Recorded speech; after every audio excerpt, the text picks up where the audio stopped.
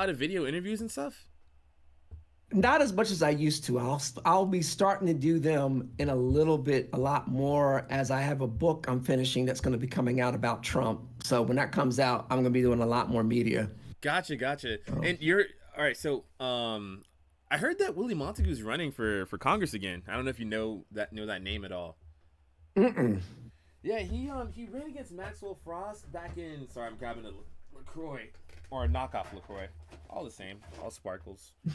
Um, Thank you. Yes, but yeah. So he was running for Congress against Maxwell Frost back in, I think 2022, if I have the year correct. Everything after What state? Central Florida. Oh, Yes, okay. yeah, same district as Maxwell Frost, so like the Orlando area of Florida. I'm in Oh, Orlando. Max is Frost that young guy that was from Stoneman High School, whatever? Yeah. He's worked with people Young from black Mark. guy? Yeah, Yeah, young okay. black guy. Yeah, I think I know which one. I know which one you're talking about. he's like 25. He's young as hell. Yeah, I need to move Super this young. district and run against them myself. That's what I need to do. I keep on telling Willie Montague, man. I've told him so many times over the years. Me and him know each other like on a personal Mhm. basis, but we don't agree politically like at all on like 90% of Right. things. But maybe on guns, but no, I'm telling him I'm like, bro, like you can get the support, like people can really vibe with you and stuff, but you need to go to like a different district. Like there's no way you're gonna win Orlando. Like there ain't no shot, ain't no shot. I know some conservatives had some victories in Orlando, but it's like it's too blue of a district. Like you can gerrymander it and cut out like red It sections. depends on where you are. Like, so where I'm at in Seminole, we have that chick. She can be beat. No one has run up against her though. But I mean, it's weird because the re-election rate for Congress people is high anyway because people Hmm. kind of really don't pay as much attention to it. Yeah. So it's knowing that you have to run every 2 years, which to me is not. I would change it to four, the Senate to six, and I would cap them at 12 years and like 18 years or maybe something like that. Maybe Mm. I like limits. We got to get rid of y'all. You Yeah. can't be coming in here like this is your retirement plan. Yeah. Exactly. Yeah. It's hard to get Congress to vote for that. To vote for like No, limiting yeah, their own it's terms. Because yeah, exactly. that's current This for would have all of had them. to happen way back now. It's probably too late now. Yeah, unless they get grandfathered in. I can see them saying yes, they grandfather themselves in. All right. Like it's just like, yeah, that applies for the new people, not for me. Like Yeah, I get, that'll apply 12 years from now. something like that. Like I feel like that's something that would go over pretty decently. But yeah, let me get that link to you for. I'm not even on there my own self. Oh wait a second. Sorry, I'm adjusting my stream. Oh no, all right. So what am I doing right now? So okay, move to that. Okay, then I move to this. There it goes. Sorry, it's been a while. I haven't streamed in a couple of weeks. Right. Actually, let's not full screen that. Let's just. All right, perfect. Yeah. All right. Can I close this at all? Make it widescreen. I'm so sorry for the unprofessionalism, distinct lack of professionalism. Yeah, there's always a startup period when you get them. Got to make sure everything is right before you hit go and start the conversation. Yeah, and I did not. I was like, I got off of work really late, and which is my fault. It's totally my fault. Just doing too much. I don't see the link in the message, but Yeah. Sorry, I need to pull it up. All right, so okay, all gotta right. go to Twitch. I've never been on Twitch, so I mean, I don't even know how Twitch became a thing. I mean, I understand it was supposed to be for people who were playing video games, and Yep. then it turned into political talks. I'm like, why are you talking about politics while you're playing a first person shooter? Like, Yeah. I don't know. Yeah. That's a great question. It started off. I think it got political during something called GamerGate, which is a. Ooh, why am I? Ah, yes, Gamergate. Yes, the poor little girls, whatever. Yeah. Like, like, what do you remember about GamerGate in particular? Like, did you have Well, anything? my understanding was that the girls that would go to the Comic Cons, right, Mm-hmm. and they had a problem with people coming on to them or something. And I think it got worse where they had, at the same time that happened, it was right around when the guy who's the big famous atheist Uh apparently asked a girl for coffee. No, somebody at one of these atheist conventions also asked the yeah. girl if she wanted coffee, which was a pseudonym, and she got all upset. And then this real famous guy was like, "Give me a break. Someone hit on you, and you said no." That was the extent of it. Yeah, But I thought he hit on I thought he hit on her in like an elevator or something like that. yeah, Where yeah, like he she did. couldn't leave the elevator and he was like, "Yo, how about you and me go to coffee, sweetie?" No, he Is- just like no, he literally was like, "Let's have coffee," which was the pseudonym. I get it, but you're in a elevator. It's not like he followed you in. yeah. It's like a bunch of layers. I was very unaware about a lot of the internet politics during the day. Like I got into more online politics probably around 2020. Like quarantine really did me in. Like it changed my social life. It changed so many things about me. Right. Yeah, it was unfortunate, but yeah, that's when I started like following different figures like on the left primarily. I like Jesse Lee Peterson though. He's entertaining. I don't agree with him at Yeah, all, well, but he's Jesse's entertaining. been, I mean, that's kind of thing. I mean, people who have been paying attention to politics for a while, I mean, he's been around for a while. So it's, interesting because, some of It's the people ironic. are newer, like Candace, right? And Yeah, people have to remember, some people forget that Candace ain't been around that long.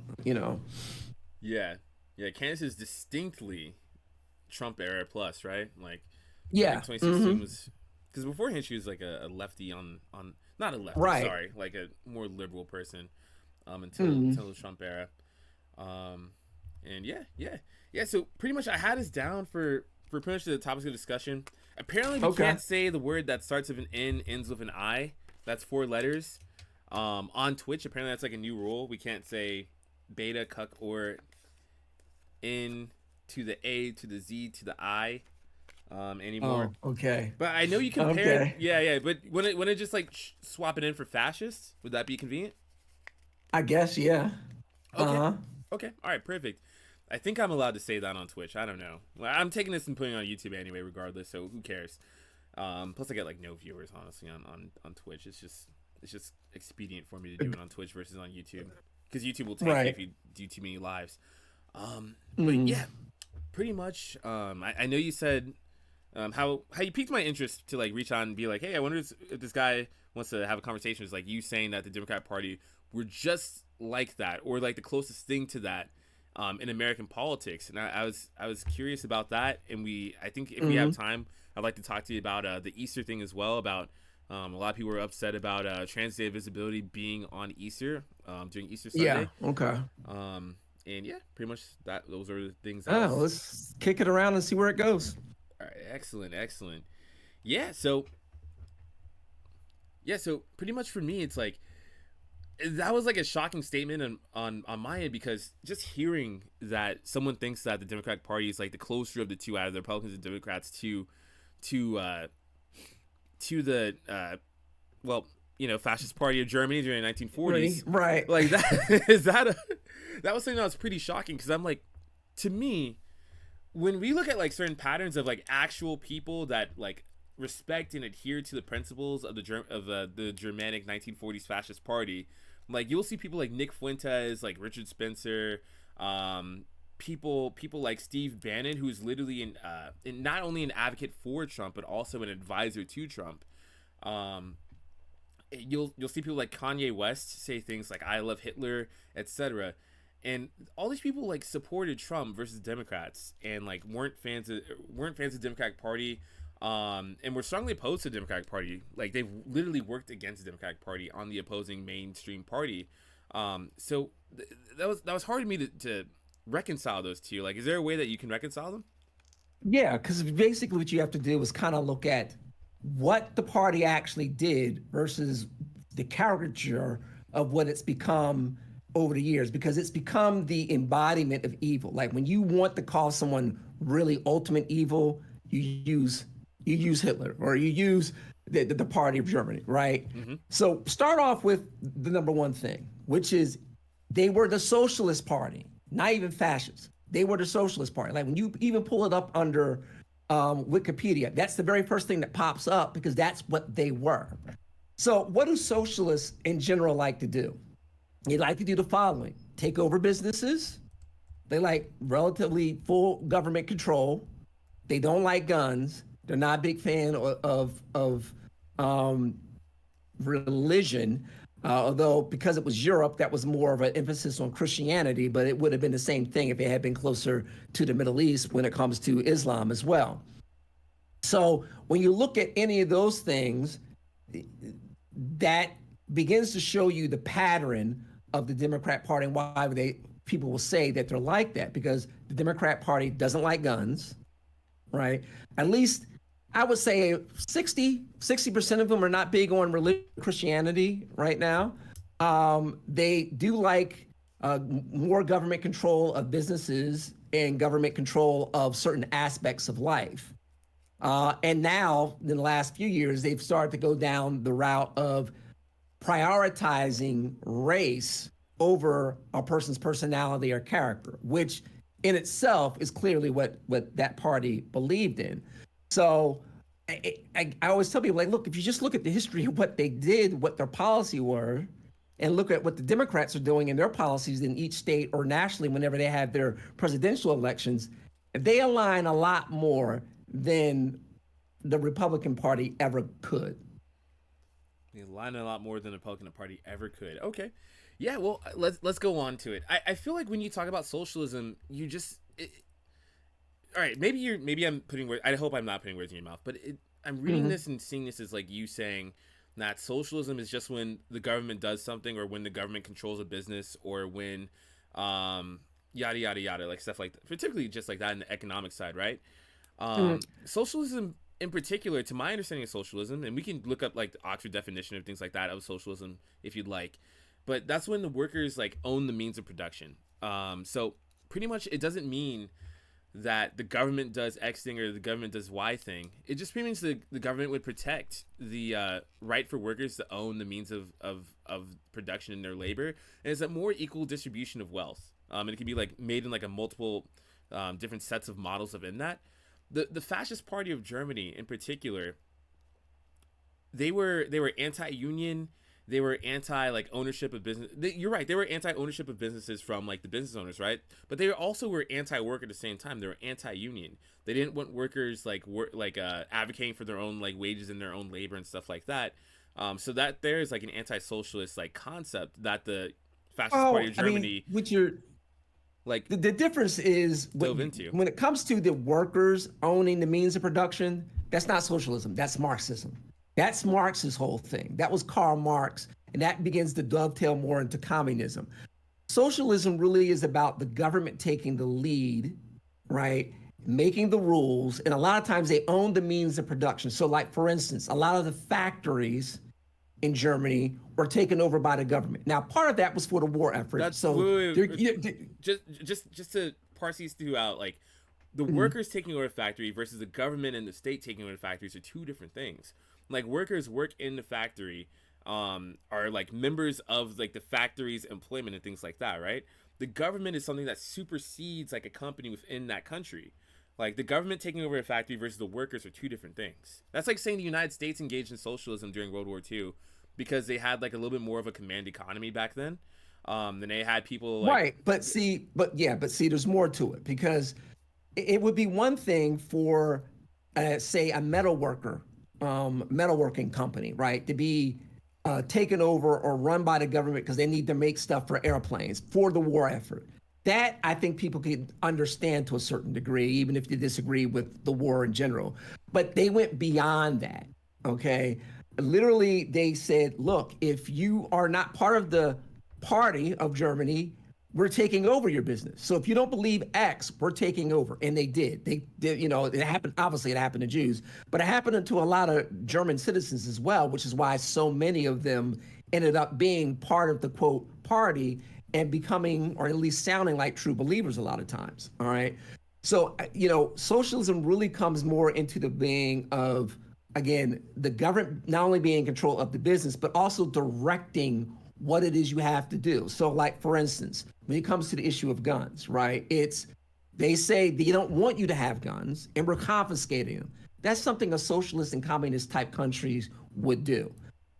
If they, again, now you're right, they didn't like um, unions. That's certainly, but that goes along with socialism when you think about it too, because you don't need a union if the company, I mean, if the means of production has been nationalized That's by the what a government. You follow what I'm saying? no, a union literally is like the workers in a company like advocating for their Yeah, I rights know and that, but like, yes. so let's say you're GM and you're a union worker. You want to be a part of that union, right? Hmm. But the reason a government would come in and say, "Well, we're nationalizing this company," right? Yeah, so they're Of course, they're superseding not the going. union. Right, they're superseding, but that's exactly what I'm saying. Is they wouldn't want a union because to them, the company and the means of production for that product is now owned and run according to the government. Okay.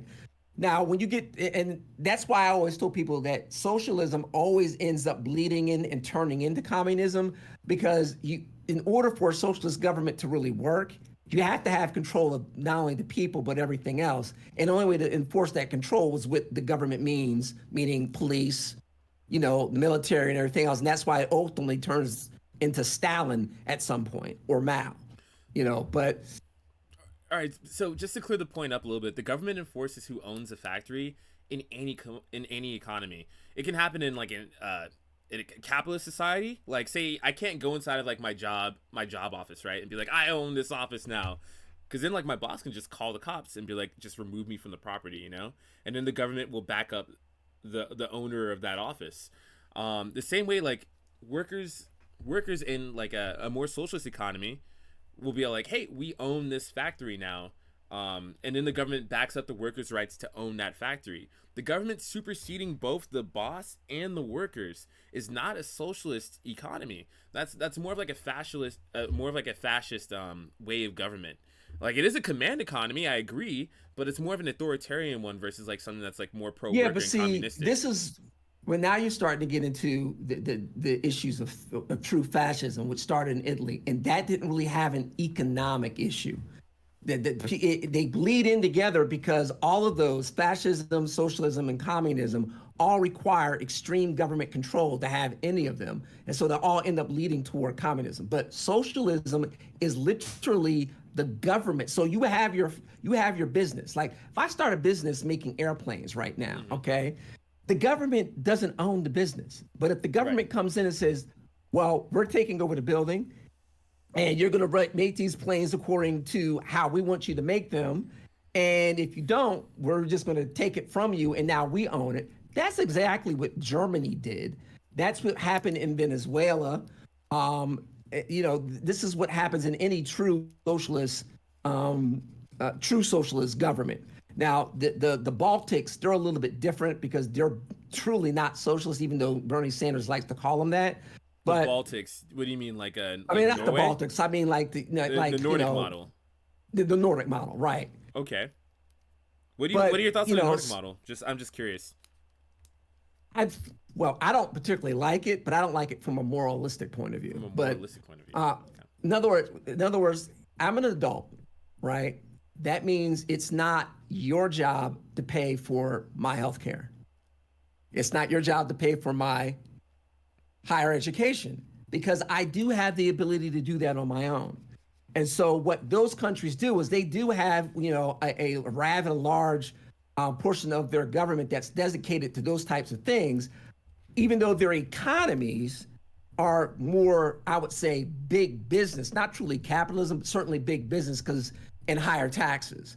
But when you talk to them or you hear them talk about themselves in interviews, they'll appear to tell you like, yeah, we have a lot of social programs, but we're not a socialist Yeah, country. they're not a Like we socialist believe country. in big business. Yeah, it's called Um, a social democracy. But okay. So as far as like the National Socialist Party goes, like mhm. them. All right. I'm trying to figure out where like a big disagreement is right now. So I think we both agree that like socialist economies probably will have unions, right? Like owning the means of production. Um, but the government in a socialist economy would like, or say like a democratic socialist economy, right? they would back up the owner's right to own that property. That means the capital, right? In a more fascist one, like if the government of Germany is like, hey, make these planes and make them like this and make this emblem on them, then the workers can't say shit about it. So That's where it our disagreement is. What you're describing isn't fascism. That is socialism. That is literally socialism. That's not fascism. Fascism has a lot more to so do what with would you call government. it? What would you call it then? If the government just backs up and just like, all right, we're gonna protect your right to own these means of productions, like this factory, these planes, this land, etc. Like make your own schedules, make your own wages and things like that, and the government protects that. Versus the government, in a way, becoming the boss of that factory, and the workers in that That factory. would be a lot closer to what we have in America right now. What do you? But why? In other words, why are there public employee unions? Why are there public employee unions? They get to like Yeah, make their own they get to represent their own rights or their own I mean, their own like terms of employment as a collective body to collectively bargain. So right. say like That's what they teachers or do. police But they officers, the government is right. their But boss, but the workers still have a say.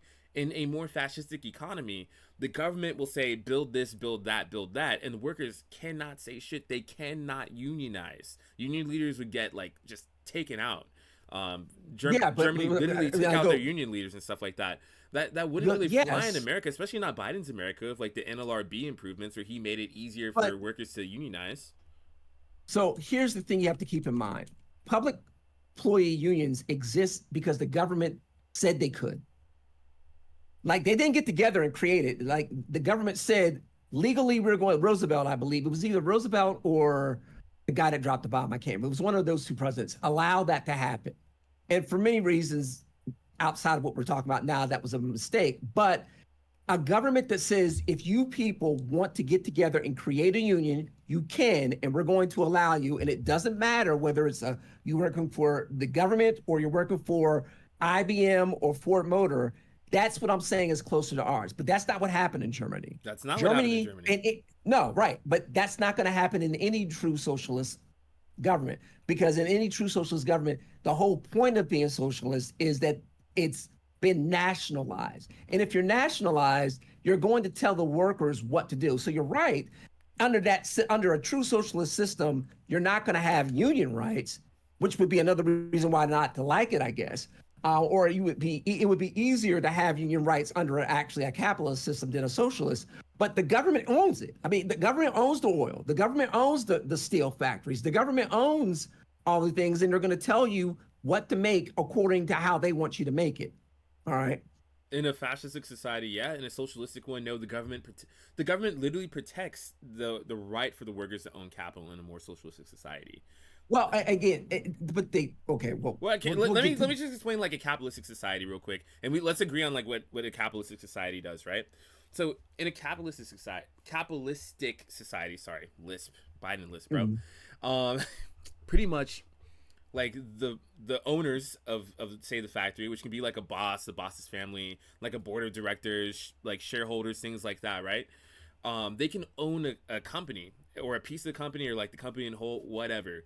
And then like if Mhm. workers are like, hey, we own this office, we own this factory now, then the boss can be like, hey, I'm gonna call the freaking police and they're gonna escort y'all off the property because this is legally mine, and the government agrees this is legally mine in this governmental system that we're in a capitalist society, right? So that's the boss in a capitalist society, right?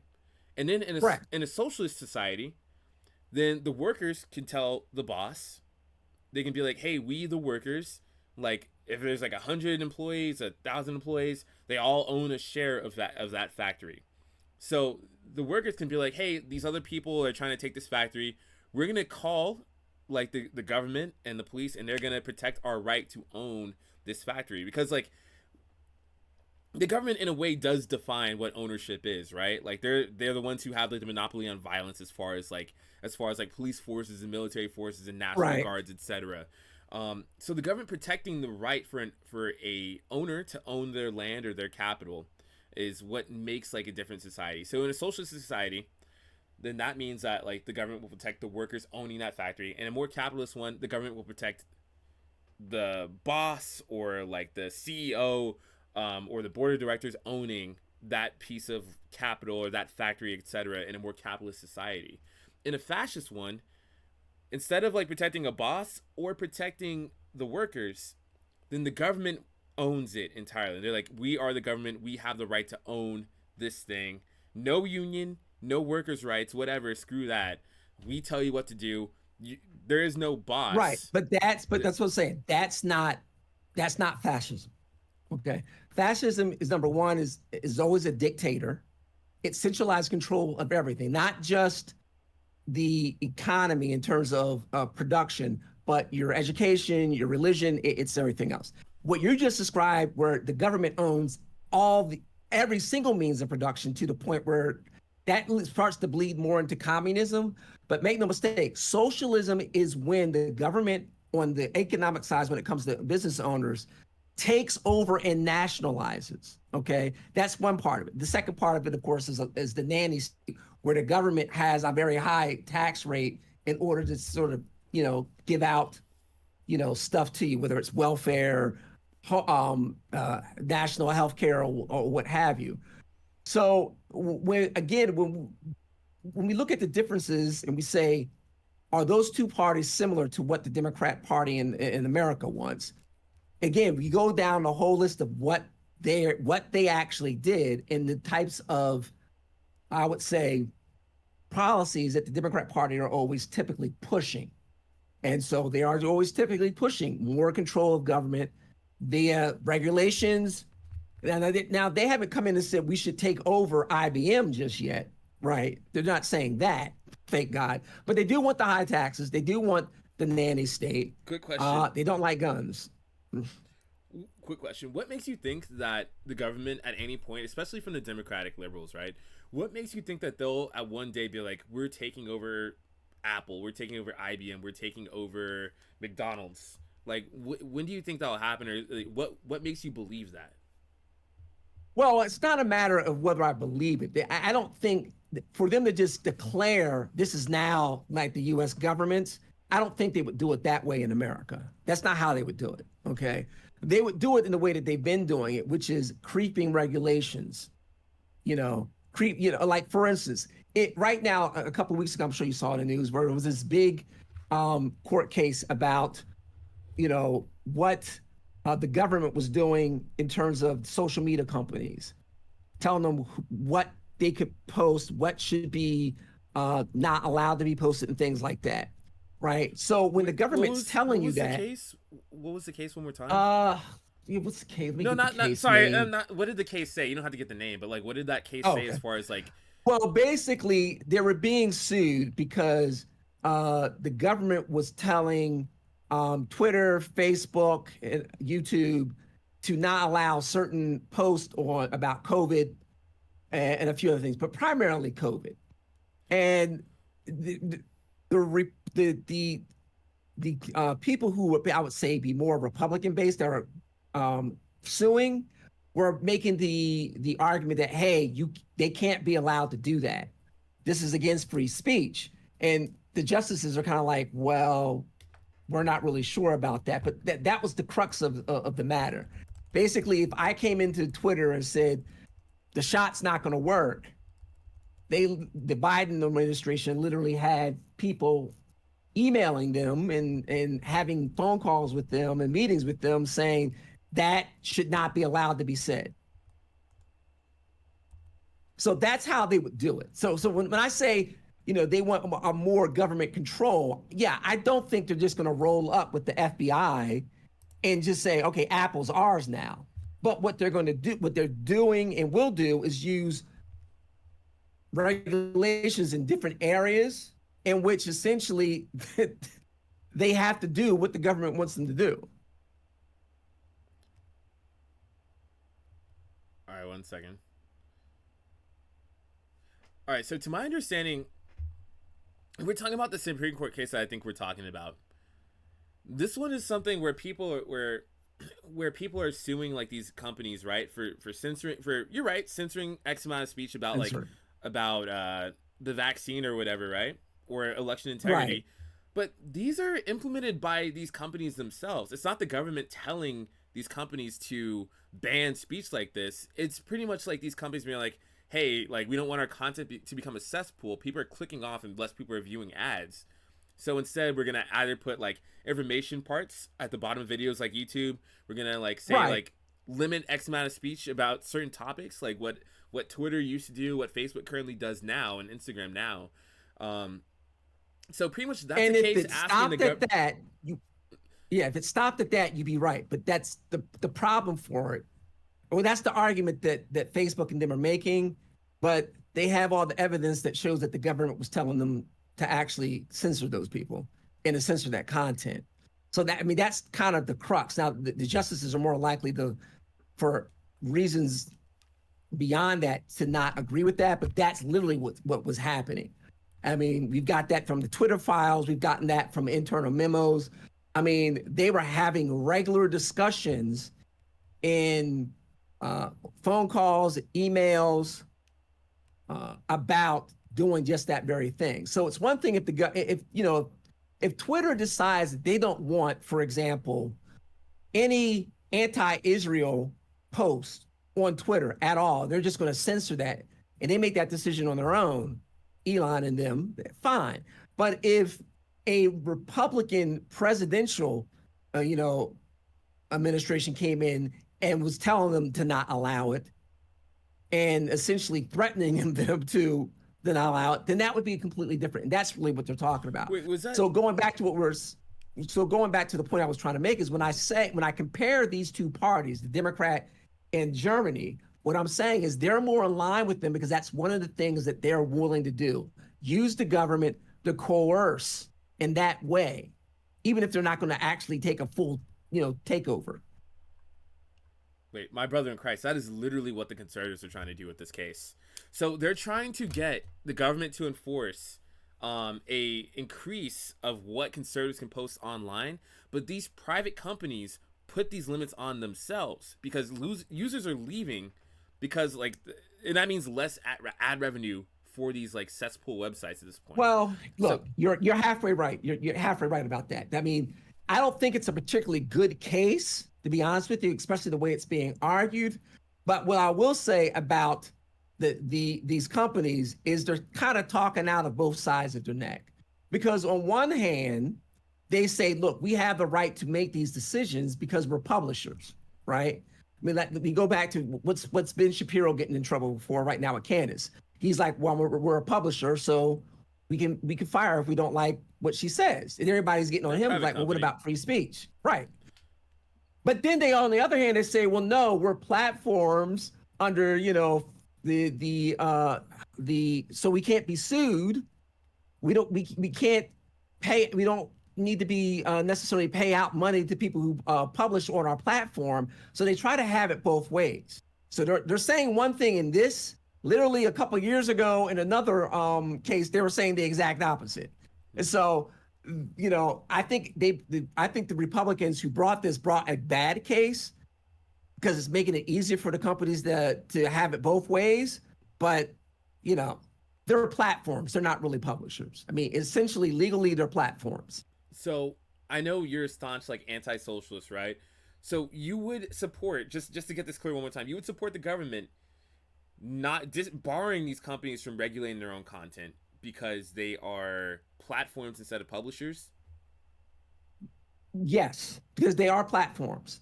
Now, if in other words, I would say this: look, if you control. Well, not really, because what you have to ask is, do you want to have the I'm trying to remember the damn the law, what's that internet thing can't be sued. I'm trying to think as well. Let me see. Internet thing can't be sued.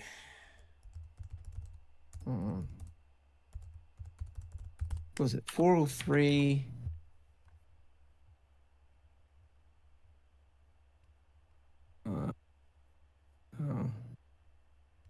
Platforms.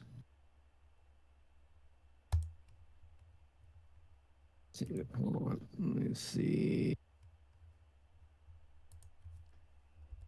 Okay, yeah, Section 230.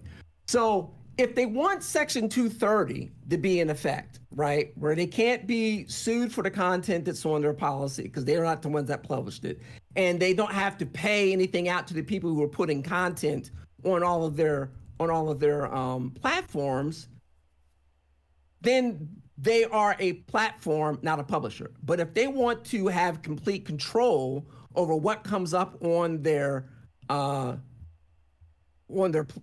Twitter or Facebook, that makes them a publisher. You can't have it right now. They've kind of got it both ways, and I would say I wouldn't allow them to have it both ways. So if they want to be able to, censor people because they don't want that particular speech on their platform, fine. But then you don't get the Section 230 protection. If they want Section 230 protection, which would be protection under as a platform, then they don't get to censor. So they can choose. Now, again, I don't think this particular case was a very good case to bring, and the way they were seen to be arguing it, to me, didn't seem to be particularly effective. Or maybe it just sounded that way because the conservative justices sounded real skeptical. Yeah. You know what I'm saying? But I mean, it's kind of so. And I think you would probably agree with this. Getting a little bit back to what we were talking about, the differences in what companies do in certain systems is these large companies are always trying to have things both ways, right? They're not trying to be intellectually honest on anything once they get to a certain size. It's tough, right? Because 230C, it looks like it was published in 1996. I'm trying to figure out what the Good Samaritan blocking and screening of offensive material counts as, where it says like Section C of 230 of Section C. Is it Section C of 47 U.S. Code 230, where it says treatment of protection of Good Samaritan blocking and screening of offensive material. So number one of that is treatment of publisher or speaker. No provider or user of an interactive computer service shall be treated as a publisher or speaker of any information provided by another information content provider. I need to see what they define interactive computer service as, though. Like, does that count as a social media thing? That was before social media really existed, in my opinion. Yeah, I mean, that's the other thing. I think it's outdated. And there's a couple things that are outdated. It's the Windows 96 of law.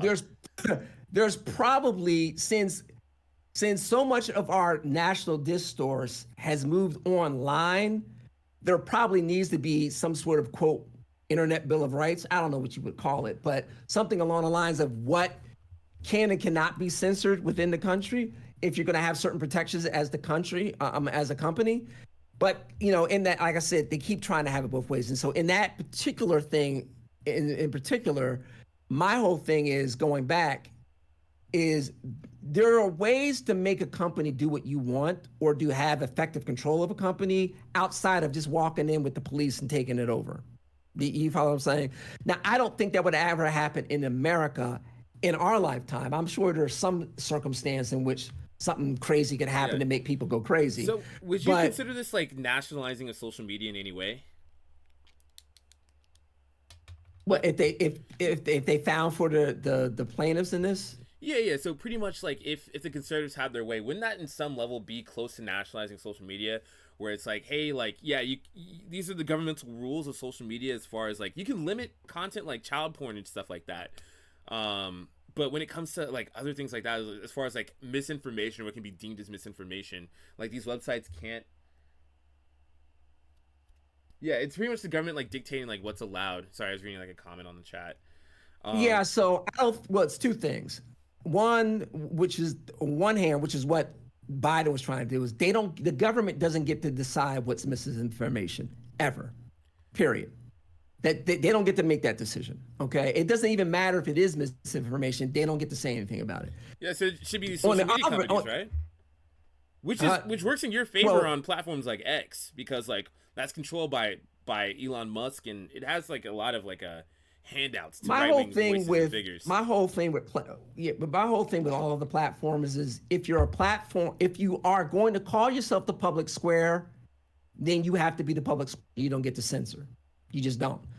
So, but if you're going to say you're a publisher, then fine. That means you get to censor, but you go and you have to be treated the same way we treat every magazine, every newspaper, every reporting agency in the news. Which means all of those can be sued. They all have certain standards they have to meet. It's the same thing. So, like, if the New York Times goes out and prints a story, for example, that they know to be untrue, like they know straight up, and you can prove it, they can be sued for defamation, right?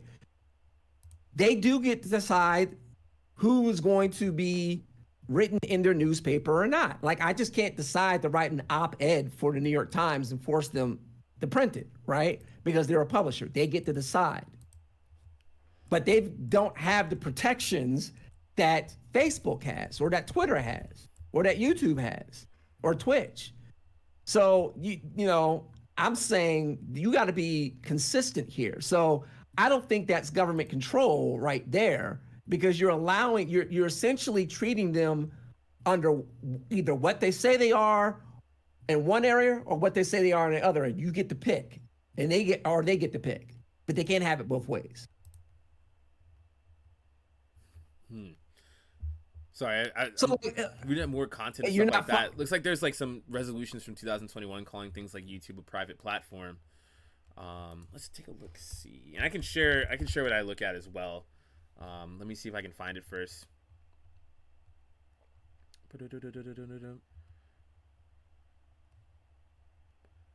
It says content moderation is protected by the First Amendment. Congress could not pass a constitutional bill requiring a newspaper to print an op-ed written by a Holocaust denier, for example. Hardly like things like beheading videos, spam, pornography, snuff films, other atrocities, stuff like that. All that moderation is protected by the First Amendment. Even if you wanted to treat it like freedom of press and stuff like that, like you'd have to allow for these people to like censor their own content and stuff like that. And once again, this can still work. But not as a publisher. I mean, as a publisher, fine. But they keep calling themselves platforms, so they don't get. So when you call yourself a platform, like I said, you're essentially. So I think the easiest way. This might be a little bit before your time, but the easy example is with the telephone, right? So the telephone company can't cut into my phone call and cut the phone call off because they don't like what I'm saying to whoever I'm talking to. That's essentially what Facebook and Twitter and all these companies are trying to do. All right. And they say they can do that because they're a publisher. But then as soon as you try to put the responsibilities of a publisher on them, well, then they back up and say, well, no, we're a platform. Like, well, no, you don't get to have it both ways. You get to choose which, you can choose one or the other, but you can't choose both. And so what this, again, going back to that case, what the Republicans were trying to do, I think it's a bad case, like I said, but what they're trying to do is force them to make a decision. You're either one or the other, but you can't be both.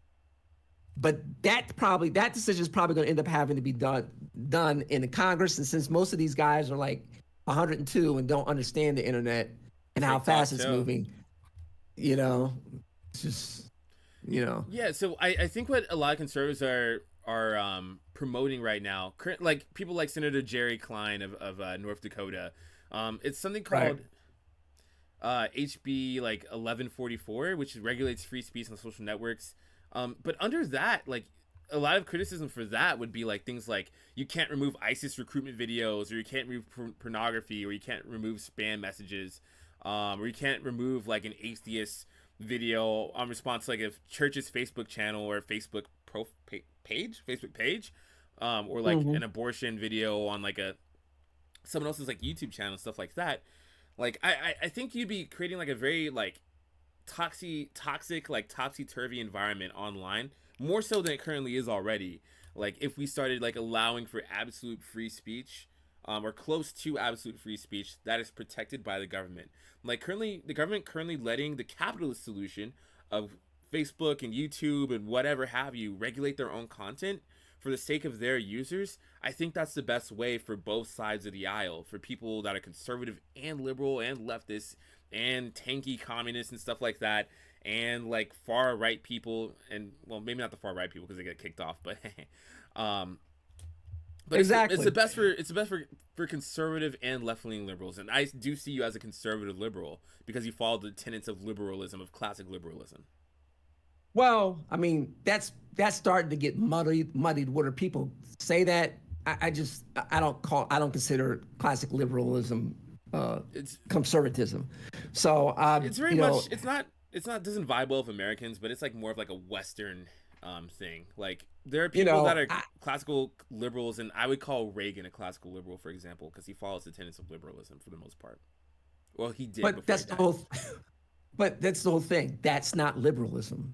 That's liberalism compared to progressivism today. And so people are saying that because what was considered Democrat mainstream in the 90s is considered right wing or classic liberal today. But Reagan wasn't. Reagan was a liberal Democrat and then turned Republican. So if you believe in capitalism and guns and that the government isn't the solution, you're not a classic liberal. You're a conservative.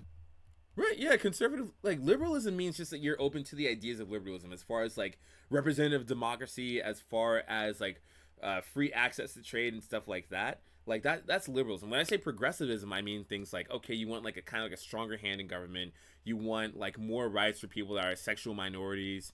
You're Well, open to like I mean, for the sake of this discussion, we can use those monikers because they are a little bit more accurate today in terms of the Democrat Party being more progressive, which goes back to what we were originally talking about, which is why I say they're more closely related to Germany than but anybody else when I because talk they're about more going. progressivism, like when I said like okay, it's a little bit of a stronger hand as far as regulations go. That's not the government controlling That's not the government controlling a company or an organization of any sort, right? That's not control. That's just a control. That's different than like absolutely controlling and gerrymandering and Well, I mean, morphing into yeah, like well, we're talking. like it's a lot different than Well, again, we're not saying they're just like them. We're saying which party would be closest to them, and that would be the Democrats because they lean in that direction of government control. In other words, if you don't show up with the guns to take over the company, that's good. But if you're calling them and saying, "Look, you really need to censor this person, or we're going to look But the into X, Democrats Y, and never did Z," that. The that's Democrats but never did that. That's what the conservatives are literally doing when they're saying like, "Hey, that is we want literally to what the use the case was government." about. They did, No, but it's that's not what what I'm the saying. case They is did do about. that. Any evidence as far as the Biden administration or the Obama administration telling platforms what to do or telling social media companies what to do, that is not evidence in anything brought forward for that case yet. Like, I would love to If see any you hard evidence. It's just accusation from people like Jim Jordan, who are not the most reliable people in the world. Okay, so here's your evidence. Go to the opening statement video. Just when you get a chance, look at the opening statement video for the defense, and he concedes that point. He says it in his opening, and he says it in his opening because he had to address it up front because they have emails both internally as well as all the information that was released through the Twitter files that shows that's exactly what the government was doing. I can see Jim Jordan saying that. No, Let's see. not Jordan. No. I'm talking about if you go to, if you just go to, probably what's name has it. What The Economist probably has it on their website, where they typically have clips from all of the court cases. But the person for the defense, that was his part of his opening statement. And like I said, it's part of the evidence within the case itself, even before it got to the Supreme Court. Emails, Twitter files, so I'm not talking about anybody in Congress. Wait, They're weren't going the to say Twitter what they're going files to like say. a massive nothing burger? Where like when Elon Musk bought Twitter, he thought that like bringing the Twitter files forth would be like, oh, there's a lot of evidence of liberal presidencies and administrations like censoring online voices, and then there just really wasn't much of that to begin with. It was just like No, it was exactly. No, it was. It was. They were pressuring and meeting with Twitter executives, telling them what they wanted, what they didn't want, having phone calls. You need to look into this particular post. I mean, that they were literally doing that. So the evidence is out there, but people have put it this way: if Trump was in office and had done something similar to the New York Times, it would have been front page news in every single outlet for 6 months in a row. And we know this because he's done way less than that, and they make up all kinds of stuff about him that's in the front page news. So, the nothing burning in the sense of how much attention outside the initial release did it get from the Times, the Post, CNN, MSNBC, ABC. That dissipated, but the evidence is there. Yeah, I'm reading the Politico. I feel like that. I'm assuming that's a trusted source for you. There's a section right here that says, despite tens of thousands of pages of discovery, the red-leaning states have come up with little in the way of explicit, behind-the-scenes threats from the federal officials who are leaning on Facebook, Twitter, and YouTube to take down or reduce visibility of content. Like, I don't see any. Here's wait. Just so we're clear. Like, if a federal official unofficially asks like someone from like, maybe like the board of Facebook or something like that to like look at content like this or content like that, like, or if there's like some sort of like Senate hearing, stuff like that, but there's no official thing in the way of like laws or any sort of executive orders and things like that, is that still like a command in your eyes, or is that just like a suggestion, be like, hey, like I'm kind of iffy on that? Well, let me give you an analogy. If a woman's boss calls her into the office after discussing a possible promotion and ask her out on a date, is that really coercion? Is it really coercion? Just depends on what the conversation is like, I'm waiting for anything like that though. Like, 1 second. Like, look, here's your source. It's not Politico. And like even behind the it's not threats, it's not let's read the Twitter files. That's the source. The reporters who reported on that.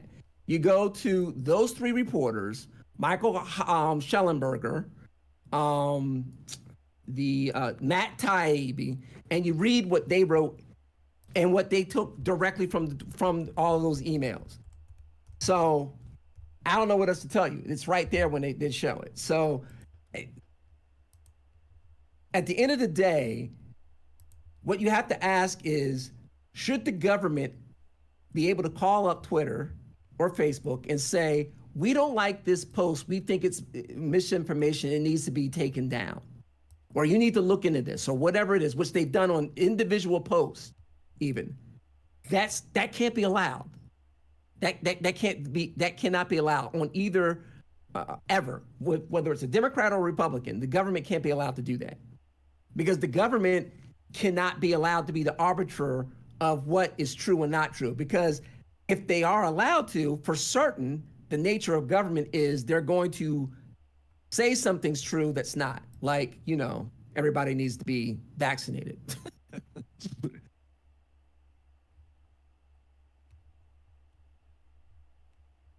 Sorry, I'm still reading and I'm struggling to see anything, and I'm trying to be super charitable with this as well. I'm sorry. Okay, man. so it depends on what you're trying to read. So what I'm trying to tell you is, if you want to read something, and it would take you some time, you probably won't be able to do it now. But probably not. I'm a slow reader. Yeah. You need to go to the actual the reporters, like the ones who did it.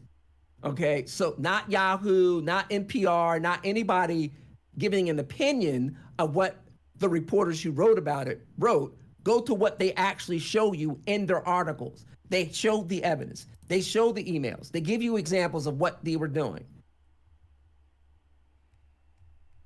Let me. Matt Taibbi, reliable source.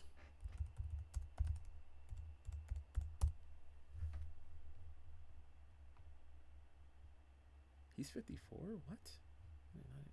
Yeah, no, he looks pretty good for a 54-year-old. Yeah, he does. I'll give him that. I hope I catch up to that when I'm 54. Yeah. So I mean, let me ask you a question. All right. If, I should say, when Trump wins again and he's in office, right? Should his administration pressure Elon to take off anti-Israel Twitter posts? Should they be having phone calls or or emails sent to them in any form or fashion to say, hey, look, you should, this person called it a genocide. We don't particularly like that. I wouldn't put it past the Trump administration to do so. But would you support it if Trump did that? No, I don't support it. And that's the thing. Biden's actually doing that now. I have another question for you. You know, like how the Nazis like persecuted their political enemies as well during. Oh, I said fuck it. Let's just say Nazi from around out. That's too much. Like I'm taking this off of Twitch anyway at some point. So back when the Nazis like persecuted their political enemies, right? Where it's like, hey, if you're a member of this party, we're gonna do all these like messed up things. Not if you're of a certain ethnic group or anything like that, but just literally like opposing political parties. The Nazi party attacked. It was like, either join us or join the dirt. So when Trump during 2020 wanted to make Antifa a registered terrorist organization, right? Like, and if that actually got fulfilled during 2021, if he won, like, would you support that? Yes, because they were engaging in terrorist activities. But Antifa's an ideology. It's not like an org. Like, who's the president of Antifa? Like, I can it doesn't find matter the if it's chairman of Al Qaeda ISIS is not. Al Qaeda doesn't have any leaders either. It doesn't matter. I can find Al Qaeda leaders, right? No. They're decentralized. They have people that they call them leaders, but they're not leaders of certain cells. But they're you can be a member. They're a terrorist group, and they're a member. Like, you can be a member of Al Qaeda. You can be a member of ISIS. You can be a member of Hamas, right? And these people all have leaders. Like, why isn't there an Antifa leader?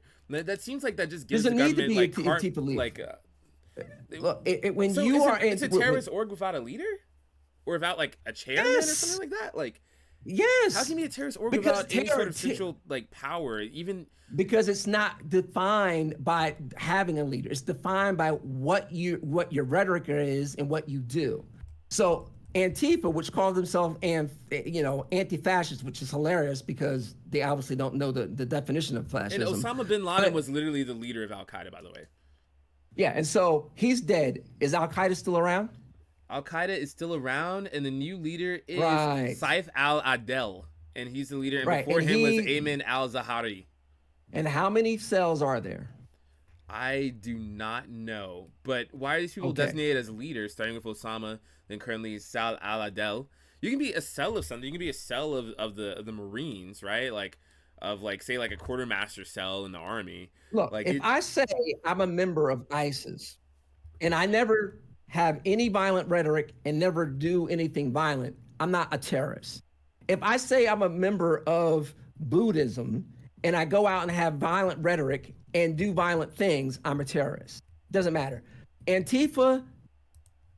Yeah, but you're a terrorist, but not a terrorist organization, right?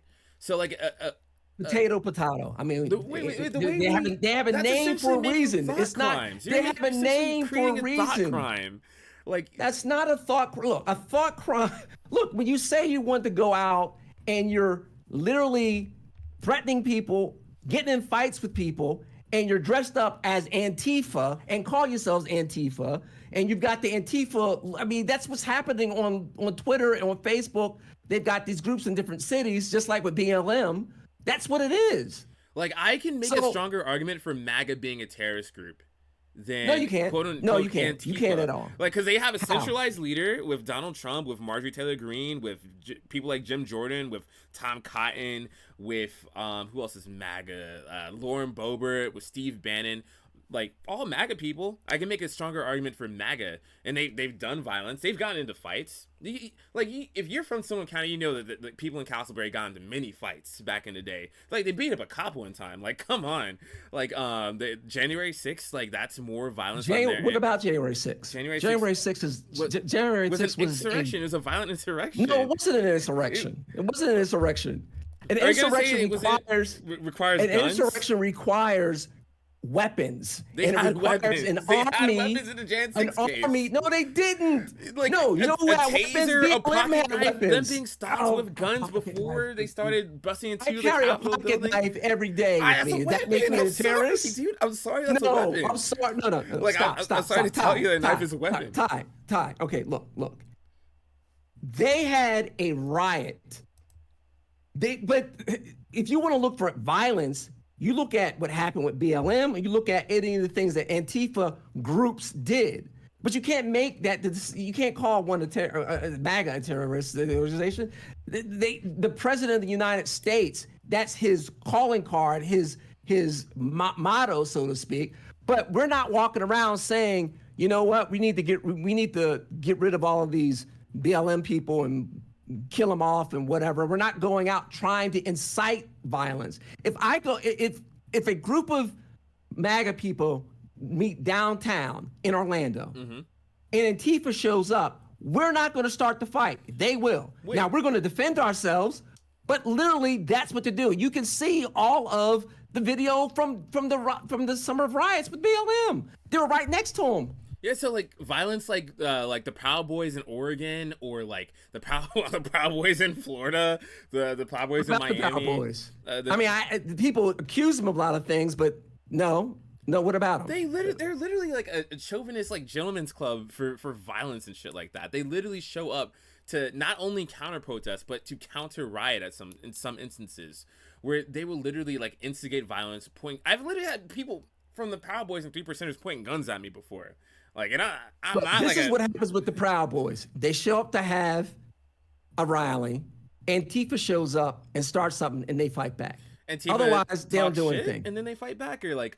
So showing up, open carrying guns and stuff like that, pointing them at people recklessly, like macing people with wasp spray in the face. Well, I don't even know if that's macing. I don't know if you can fix someone's eyes from that. But irregardless, like showing up with like things like weapons and stuff, like waiting for and trying to instigate violence with like other activists of like a different cloth, of a different ideology. Let me ask you a question. What is Antifa showing up to the rallies with?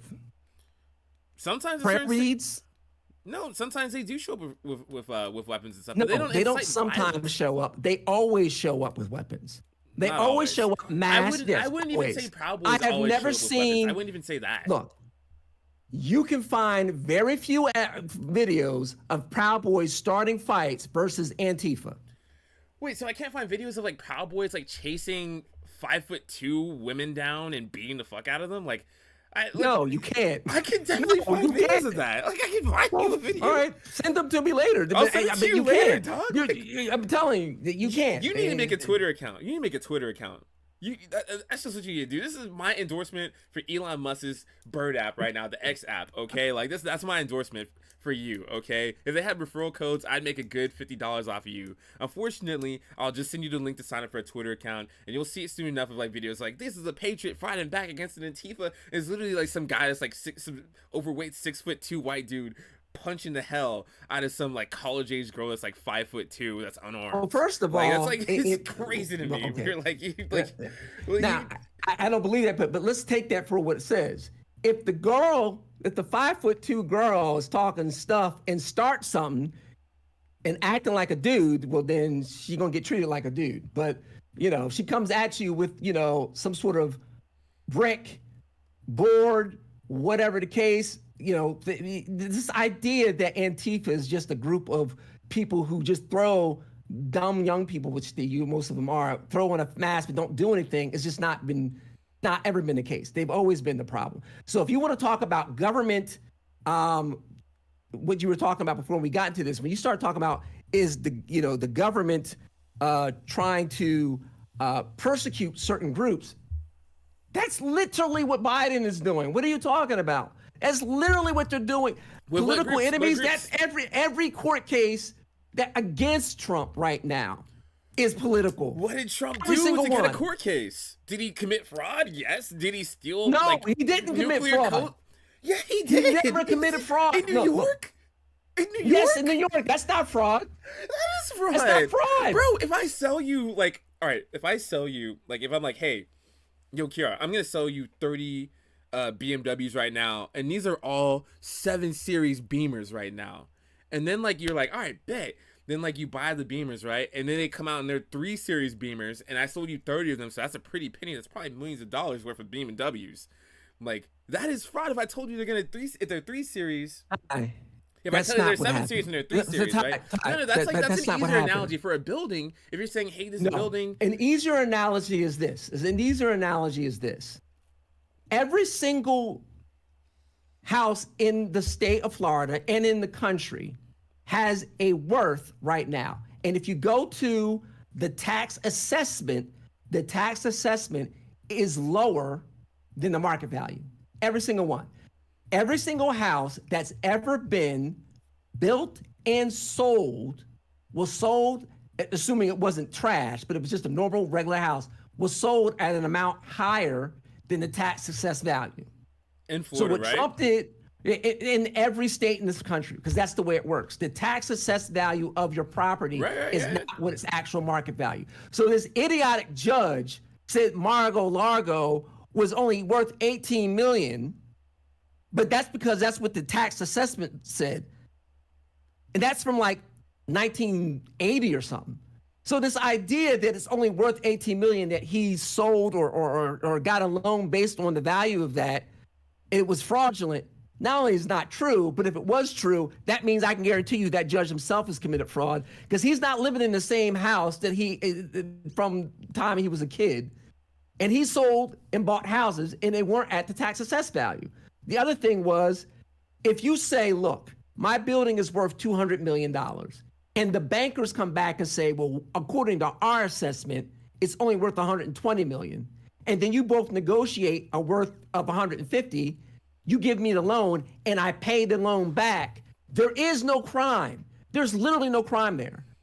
And that's exactly what happened. Let me make an easier analogy. Say you own like a big building in New York, right? And then like tax auditors come and they're like, oh, even better.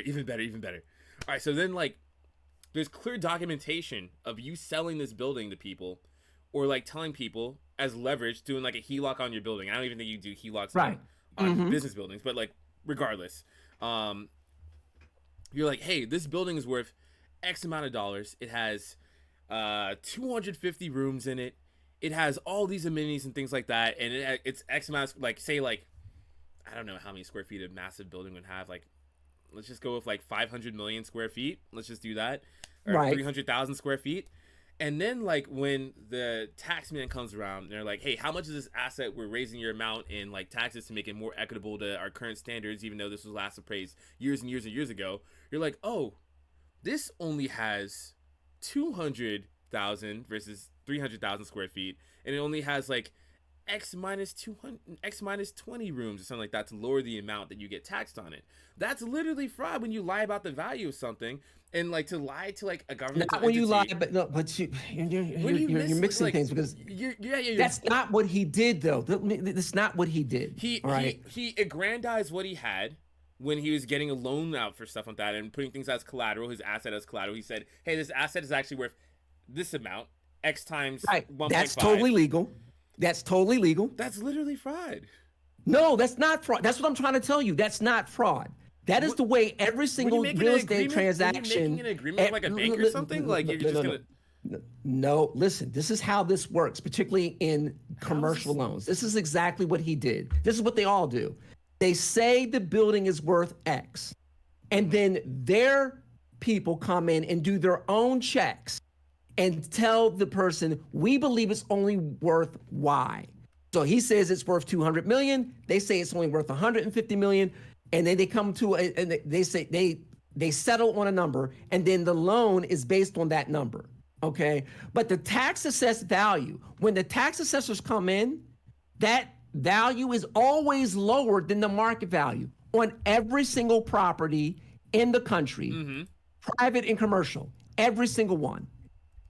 So like if we go to Tiger Woods' house right now, we're both in Orlando, right? Yeah. We're not going to say the address, but everybody knows where it is. If we go to the Orange County Tax Assessor's office and look at what he paid when he bought the house versus what the tax assessment for that house was when he was purchasing it, it's going to be a wide difference. That's just the way real estate works. And so the issue isn't whether or not, if I say to you, I think X is worth, my car is worth something to you, and I'm going to sell it to you. And you come back and say, well, I think it's only worth this much. I'm willing to pay you a little bit more. that can't be fraud because you've checked into it on your own and decided. The only way it would be fraud would be if I fraudulently changed the documents. That would be fraud, but he never did that.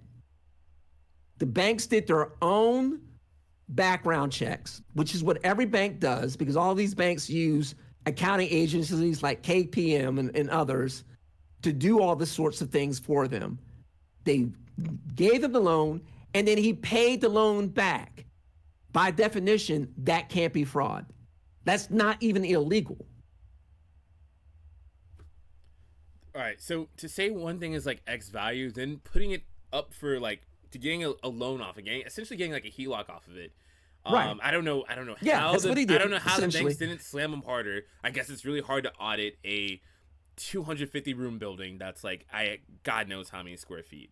No, Like, I mean, well, I mean, these companies. I mean, look, these aren't country hicks he's talking to. These are sophisticated bankers with international business. right. They But, know like, what they're doing. The intelligence of an Now, organization. they might decide to give or him like a little more grace because his name's Trump, but at the end of the day, if they give him a loan and he pays it back, where is the crime exactly? Just like lying about the loan amount. And with the loan amount that he took out, he was able to do like X amount of business transactions that he otherwise wouldn't have been able to do if he did not commit that fraud. Okay, so I tell you my car's worth 50,000, you say it's worth 40, and you pay me 40. Where's the fraud? All right, so setting up, you can say it's worth 50,000, and if you knowingly know, if you lie about the amount, like knowingly lie about it, be like, hey, this car has X type of engine, has X many miles on the speedometer, it has like this amount of Yes, if I say it's a Porsche of seats, and I've this got a brand. Volkswagen engine in it or something, that's one thing. But that is not what he did. Literally, He's what lying Trump about did how was many rooms are in his building. No, and the no, no, square no, no, no, feet. no, no, no, no, no. He's not lying about it. He said he has X amount of square feet across all the buildings that they were going to use as collateral for the loan. Okay, he gave them what he believed the value was. They didn't then give him a loan. They do what they call due diligence. This is necessary. Every company does it. Every bank does it. Okay. And they came back and they know how much square footage is there because they sent people to the buildings. They have the records from before. They know the rents in that are available in the area. These aren't, like I said, these aren't country hicks. They came back and said, we believe that your real estate is only worth X amount. He argued with them and they came up to a decision between the two numbers. They gave him the loan. He paid the loan back. Every single one that they came in, 20 different banks, they all made money off of it. They all said they would do loans with him again. There's literally no crime here. What they're trying to call crime is the fact that the tax success value of some of these, of most of them, are below the value that he said, which is normal because that's the way it is for every single building and house that's sold. The tax success value is always lower than the market value. Always. Right. Okay. I agree the tax assessed value, luckily for a lot of homeowners, especially in Florida, is a lot lower than the actual value of the house, especially in this market. That's fantastic. I'm not necessarily arguing that. I'm saying that there's more layers to this than I even brought up. I'm reading the AP article once again. It says it found that Trump and his co-defendants committed fraud with his financial statements, not just financial statements as well. He was liable to 5 of 6 remaining claims and lawsuits. Falsifying business records, that is fraud. I don't know how we can ever get out of that being fraud if you falsify business records.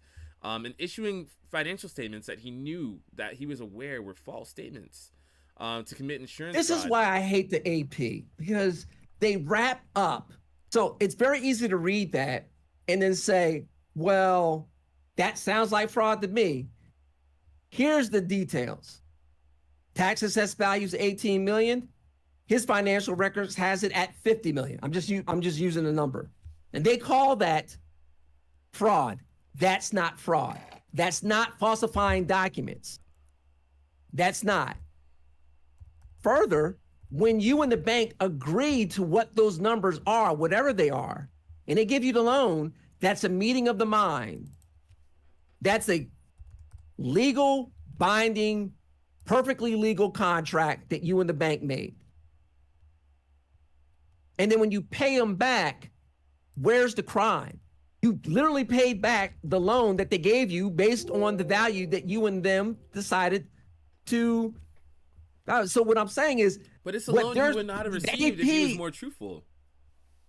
No, that's but it's not, like that's also, not how. He's also talking about his business records. So as far as like his like accounts receivable and accounts payable and stuff like that, right?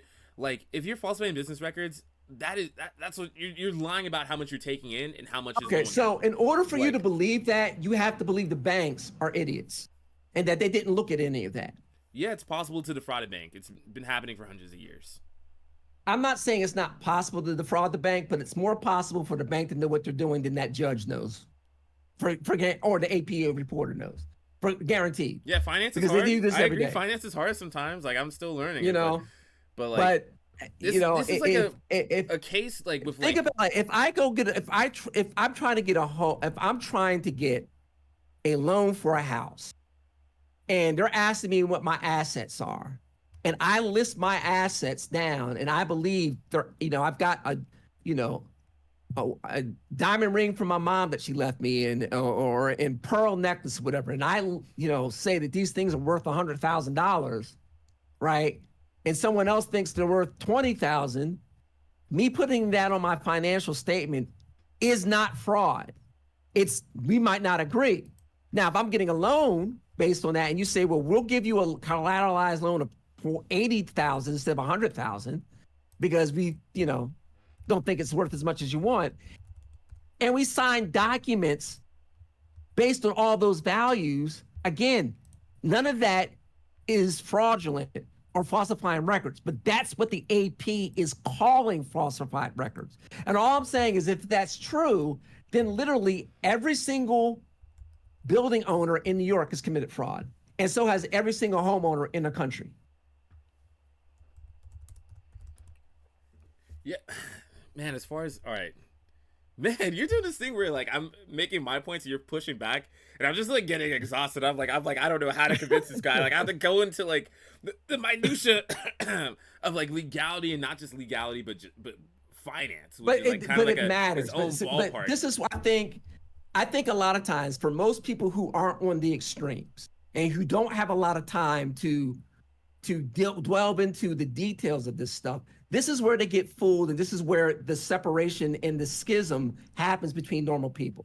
Like I have friends, right? Most of them are black, and therefore most of them are Democrats, right? Mm-hmm. I mean, that's just the way it works. And because they're close friends, I know what they're doing day to day. It's not what I'm doing. They're not looking at CNN and Fox and MSNBC. They're not reading the documents. They're not, if they hear someone said something in some speech that sounds absolutely crazy, they're not going to find the speech. You know what I'm saying? I do that because I'm obsessive with this, but they don't. So these details a lot of times matter because it can make people think things that are happening that aren't. Yeah. So why would all these lawyers why would the prosecution, right? I'm assuming these lawyers are like more finance-oriented lawyers and things like that, and like more savvy when it comes to the legality of like finance law. Like, why did they win the case at all if the counter arguments were like super good? They won the case because the judge is biased. It's not a jury trial, and the judge is biased, and you can tell that because he said Mar-a-Lago was worth only $18 million, which is effing ridiculous. Anybody that's ever been, any building of that size in West Palm Beach isn't worth $18 million. I've lived in West Palm Beach, bruh, I can tell you. No. Okay, so that's why. And that's the problem. That's the problem. And one of the things in this book I was writing that I get into, a lot of these problems he's created on his own because of his demeanor. He makes it very easy for people who disagree with him to absolutely hate him. And so they won't listen to reason. They won't listen to the actual facts. But I don't know what else to tell you. Is like, on this particular thing, when 20 people, when the people you're saying were defrauded come in and show that they weren't, I don't know what else you're supposed to do. Right, But right.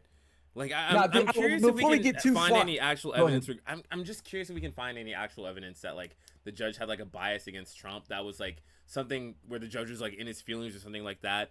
I believe the judge's name was like Erdogan or something like that, or Dirk, something like that. We can find like evidence of like falsified records if we dig long enough, right? Of like literally falsifying records and business documents and stuff and knowingly lying about it. But I don't know if we can find evidence of But that's what I'm trying to tell you, Ty. You can't find. Okay, the things they're saying is falsifying is not falsifying. That's the point. It's not falsifying. So if the way that the industry works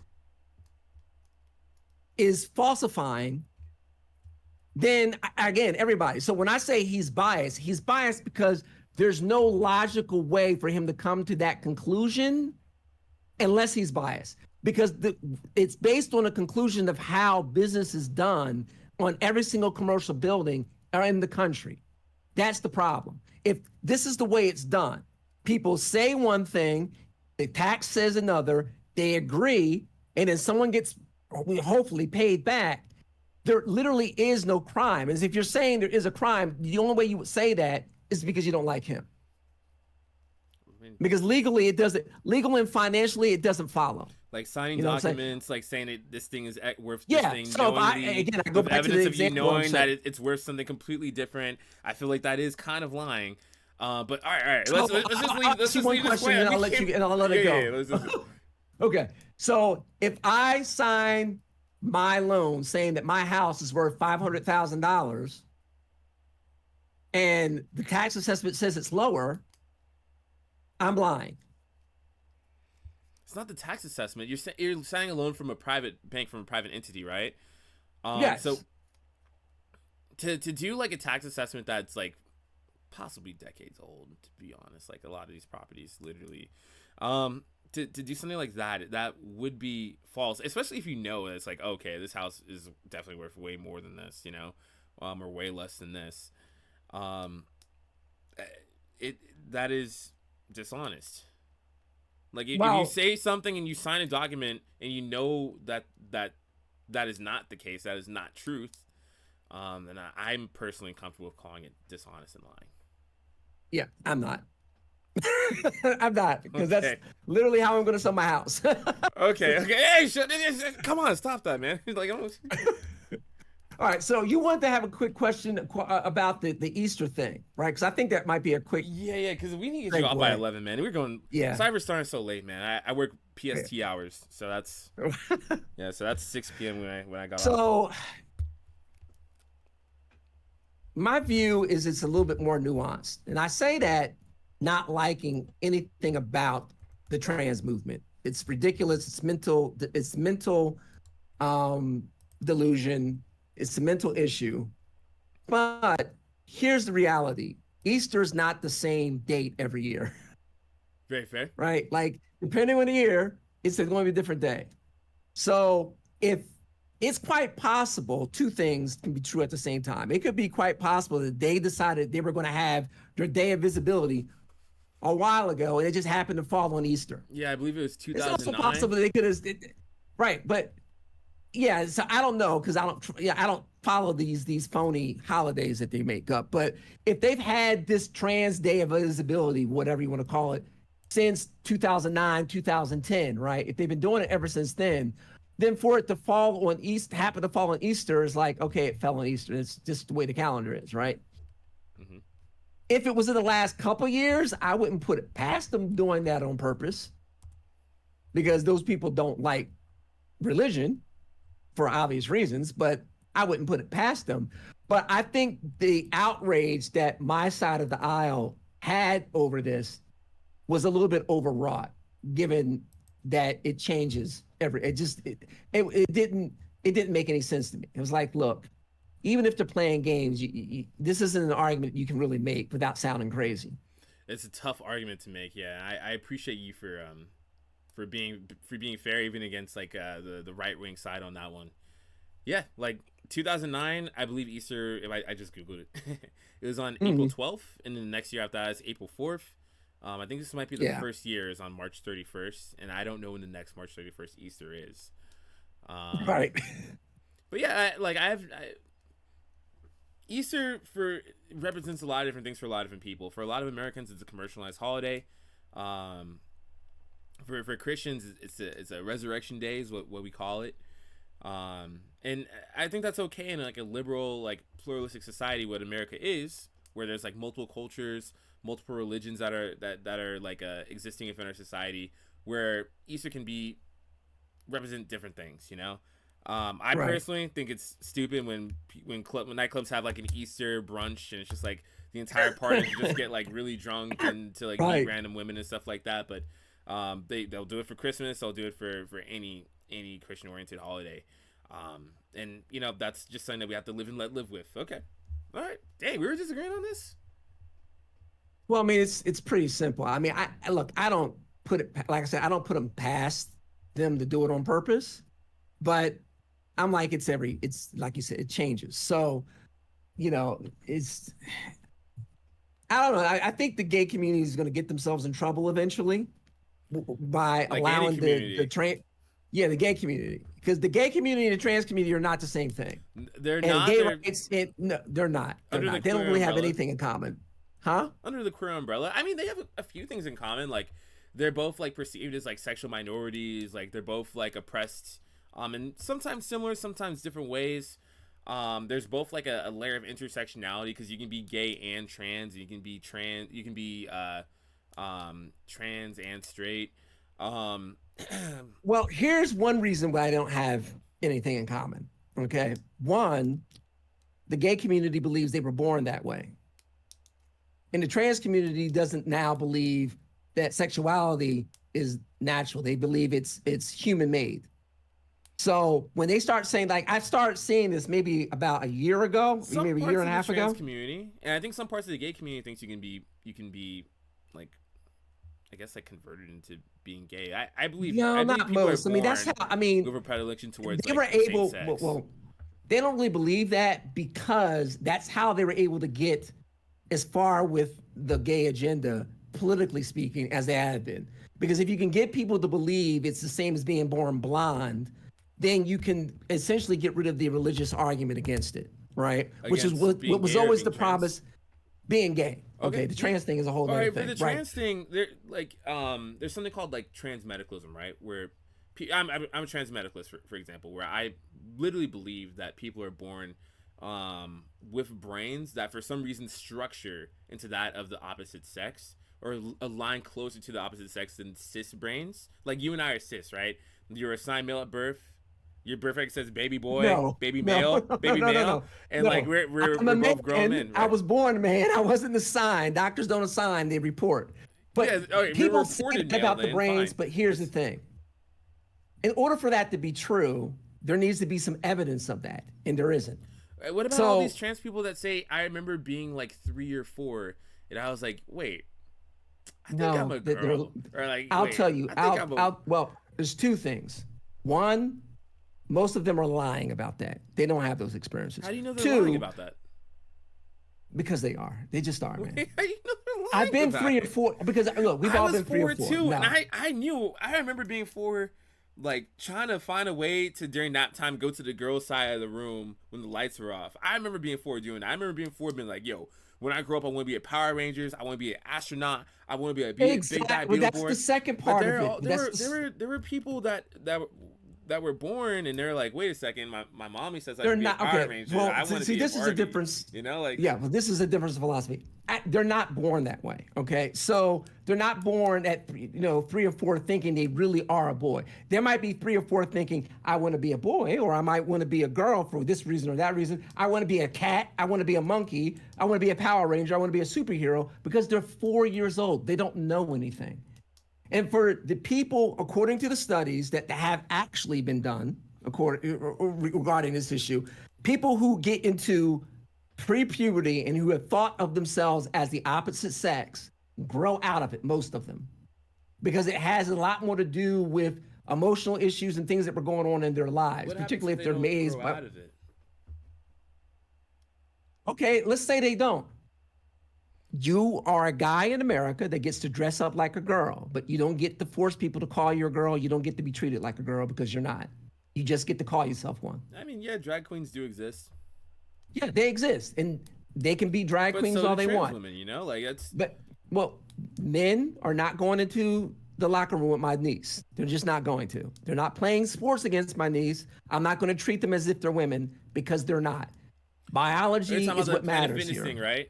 You're talking about like Yeah. All right, hey, Well, hey, I have a that's just question that's from a just the conservative, from like that's an just the most that's just the most recent example. But there's been others in high schools, in middle schools. okay. I have multiple questions now. So, do you know who Blair White is? Yeah. Okay, so Blair White, born male, like I think she still has a penis. I think she does. Would you prefer she goes into like the men's restroom at Planet Fitness, or would you prefer she goes into the women's restroom at Planet Fitness? Like He like goes he goes into he goes into the men's dressing room because he's a man. what about like someone like who's that one buff guy that was born a girl, like with a vagina and everything? Butch Angel, something like that. Like it's like this one buff guy, right? He looks more masculine. He looks like Batista, and he was born a girl and has a vagina. Would you prefer that he goes inside the women's room, or would you prefer he goes? If she is a girl and if she has a vagina, she goes into the women's locker room. So here's the thing.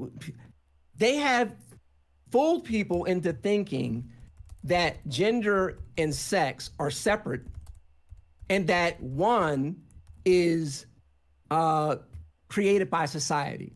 Now, they did this because what they did early in the early 90s, there was a big discussion about gender roles being determined by society. And that's true. Just because you're a girl doesn't mean you have to wear pink and go to and wear dresses. You can be into sports and like cars. That's determined by the society that you grow up in. But your sex is determined and gender is determined by your biology. So what you're born with is what you are. Yeah, your sex is determined by biology, but gender is more of like what we call sex. So we can't look at someone that's like an absolute blob and know they're. Have you ever seen like one of those lesbians that like look like that like kind of looks like a dude, and like we're like damn, what with their clothes on? Yeah. Yeah, what do we call them? Do we call them he or We she? call them Like girls because we know what they have under their pants. But like some of that is based on gender. It's like, how do we describe this person if we don't know their name? You know, like see that lady walking down the street, you'd point at Blair White and be like, that lady walking down the street over there. Versus like that. Look, just dude because you can she's be like this like listen, slender white woman with big boobs. Listen, You know, like I am light enough where if you put some makeup on me and give me some a straight wig, I could probably pass for white. That doesn't mean I'm white. Doesn't mean you're white. Doesn't mean you're white. But that's more of like that is also like race is also kind of a social construct, you know? Like well, race is is closer to a social construct than gender is. Gender is not a social construct. That's biology. That's straight biology. Gender is what we refer is what we call to when we talk about things like the biological concept of sex, right? Like we can't see everybody's genitals at all the time, right? So if Blair White's just like jogging down the street and you're like, wait, that lady's about to get hit by a car, and you see Blair White, you're not gonna be like, that dude over there is gonna get hit by a car. But just because they look, no one's not saying you can't do a bunch of stuff to make you look like something you're not. That doesn't mean that you are. You know, there are people. There's this dude that got mental issues. We know he has mental issues because he made himself look like a tiger with surgery and dental implants and whiskers. It's ridiculous. You should look it up online sometime. Yeah. There's this thing called neo-pronouns and things like that, where people think that you can be like a tiger gender or a mermaid gender and stuff like that. Yeah, right. Now, yeah, you making a comparison is ridiculous. Yeah, I know. You making that comparison is just really odd because that's exactly what those weirdos do, where they're like saying, yeah, you can be mermaid gender if you get like mermaid implants and shit like that. Like comparing like literally like a different species to the concept of like male, female, or in between, like Ty, that's trust tough me. To make that comparison. Anybody that's been married knows that they're the man and women different species. Anyone that's married will tell you that. Oh my god. but listen, the point I'm trying to make is it's not separated. They are the same. And just because you can make yourself look like one doesn't mean that's what you are. You are what you are, and that's determined by your biology, both physically on the outside, internally with your bodily organs, and at the chromosomal level. So at every single level, Blair White is a dude. Okay, I mean, the weird looking guy. No, he's a dude. It doesn't matter. He calls himself a woman because he's having a mental delusion. Would you go up to Blair White and call her a dude? Be like him? Yes, I would. You would. I will. Yes, so if I you would. saw Blair White and you were calling, like, say, like you had to get the fire department like over to her, right, in like a crowd, right? Like, what would you describe her on as like to the operator, to like the EMS operator? Be like, hey, help that lady over there, or would you be like, help that dude over there? And you're talking to like some chick. I would be like, help the dude over there. He looks like a girl. He's wearing these amount of clothes. That is tough.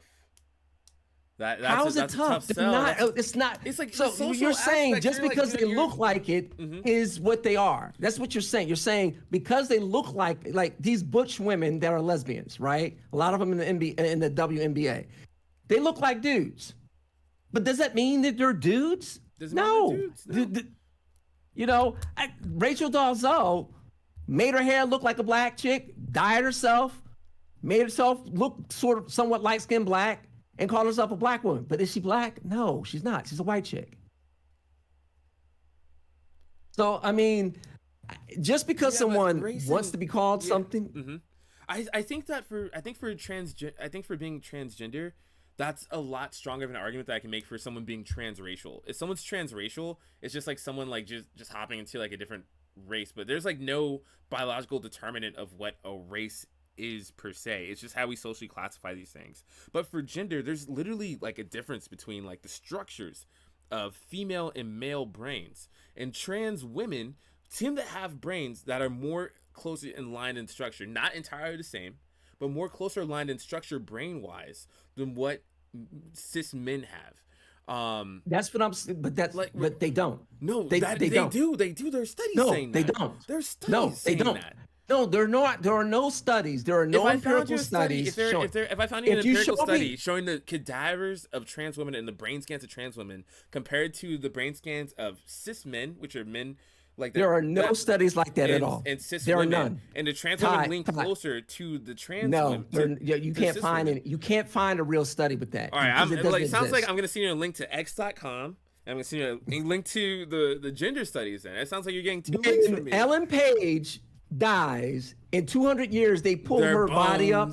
Their bones. They're going to say she's a woman. Bones. But what about what about Elliot Page's brain? What about that dude's brain? Like if we saw his brain and it was like, oh, snap, if you had a brain scan, look, this is what you would need. Is the same as this is what you would. Listen, what would you this need? Is what you would need. What was your criteria? What you would need 1,000 brain scans. And the brain scans themselves would have to be different in size, shape, and everything. This is the same argument they tried to make 10 years ago for gay people when they couldn't find a gay gene. I was like, oh, it's a certain part of the brain that's active or not active. I'm like, what part? They don't know. I have no clue what makes people have like sexual orientations. I don't know. I don't know why I like. I don't know. I don't know. I don't know. I would say this: be very careful about when people try to justify things biologically, and then all of a sudden they notice things that no one else has ever saw before ever, and there's two people in the study or something. This is a biological issue. It's always going to be. Their hormones aren't different if they don't change it. No, in fact, what I always tell my friends, if the hormones worked and like the hormones would just be like all you need, but the structures of the brains are literally different. Like literally, like a male brain, there's certain qualities of like male brains that are different than female brains. Just than female, exactly. Like so, right. So if I notice that like trans women have brain structures that are more similar before the hormones to that of cis women than they are to cis men, like what can I conclude? That there's like a real biological factor to being trans. I'm not one of those people that's like, oh yeah, I'm doing it for political expediency. I'm not one of those. What I'm saying is that Right. there's But a what you're real doing, biological Ty, component. and I'm telling you that's not true. Okay, there isn't a biological component. They want people to believe that there is, but there's no medical evidence of that.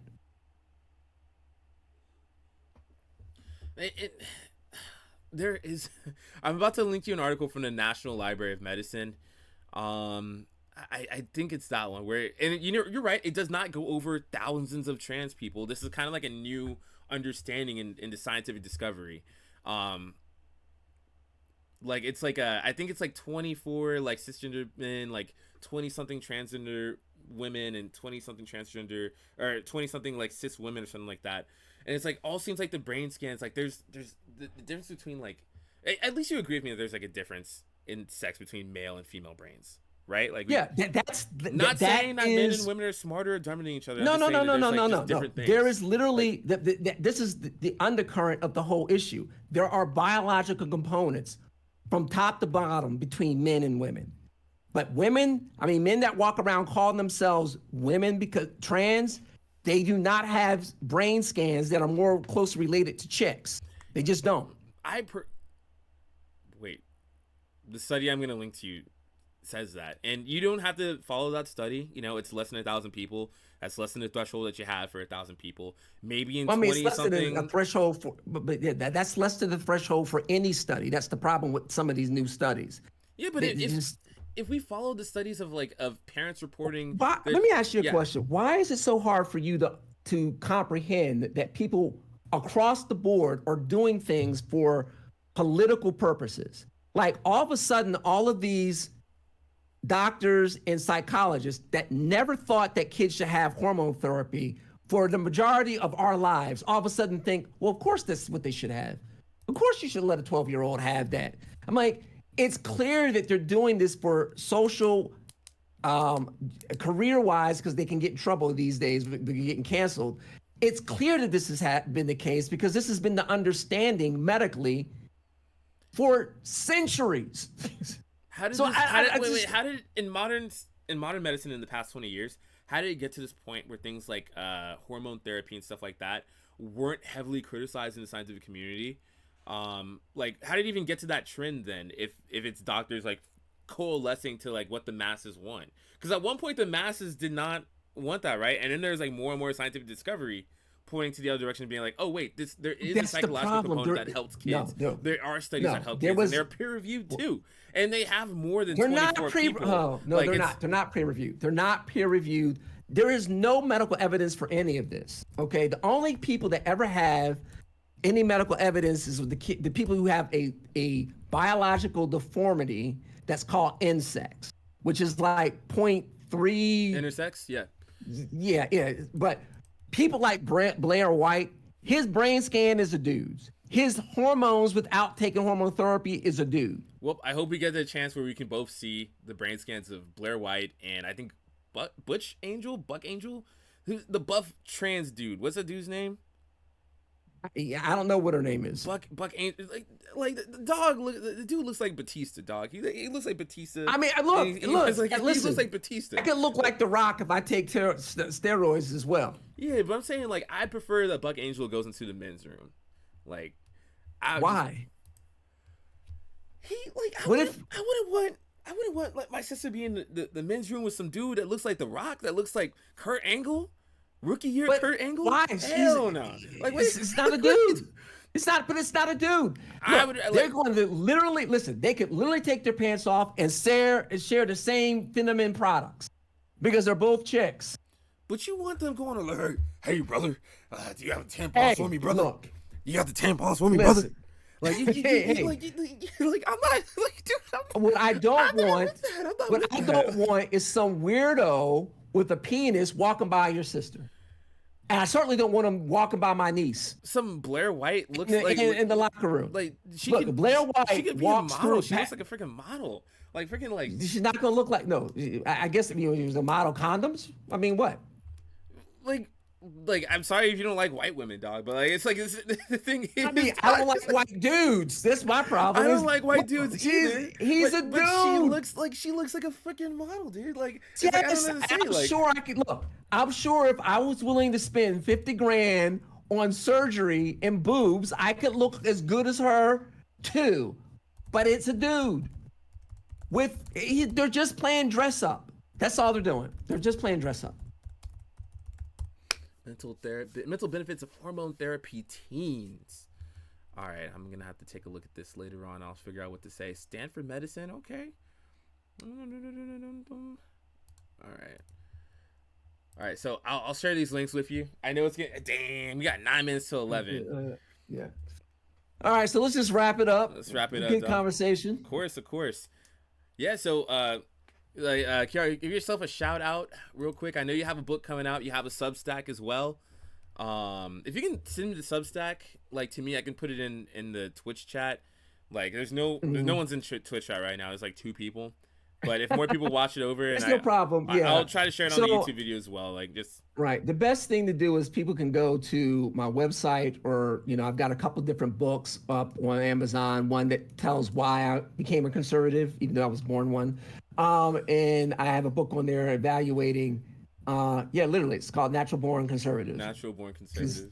Yeah, I came out the womb with the American flag saying I hate taxes. And I have a book evaluating Barack Obama's time as president in office called Commander in Failure. All right. Yeah, all right. Yeah, I see it right here. You had dreads? Yeah, I had dreads. Oh, wow. Believe me, if I had started doing videos back when Facebook started with my dreads, I'd have blown up, because they've been like, "Oh, dreadlock and a Republican." It just would have blown people's mind. Wow. It's a little bit normal now, but back then in like 2007, 2008, no. Oh, wow, you're on Oprah? Oh, that's cool. Yeah. Hey, you talked to Roland Martin? Yeah, I've spoken to Roland over the years.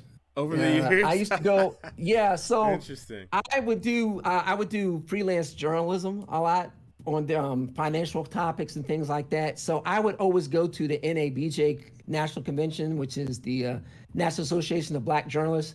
Roland was one of the first professional Black journalists that I ever met. And so we would speak and talk over the years every year at the conventions. That sounds fun as hell. I've been a fan of Roland Martin since I was a kid. Yeah, I'll Tom Jordan morning show and shit. Yeah, the Obama years.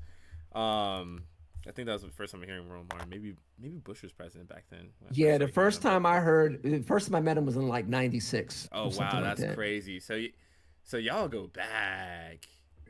Well, we talk. I mean, he probably would, like, if you told him my name, he wouldn't recognize me. If he saw my face, he would recognize me. But okay, that's cool. Yeah, that's cool. He interviewed me briefly one year. This was in 2007 when me and Hillary Clinton got into a spat at the NABJ conference. I remember that. Yeah, he was talking about he was interviewed. Sinbad was talking about Hillary was lying about how much danger she was in Iraq.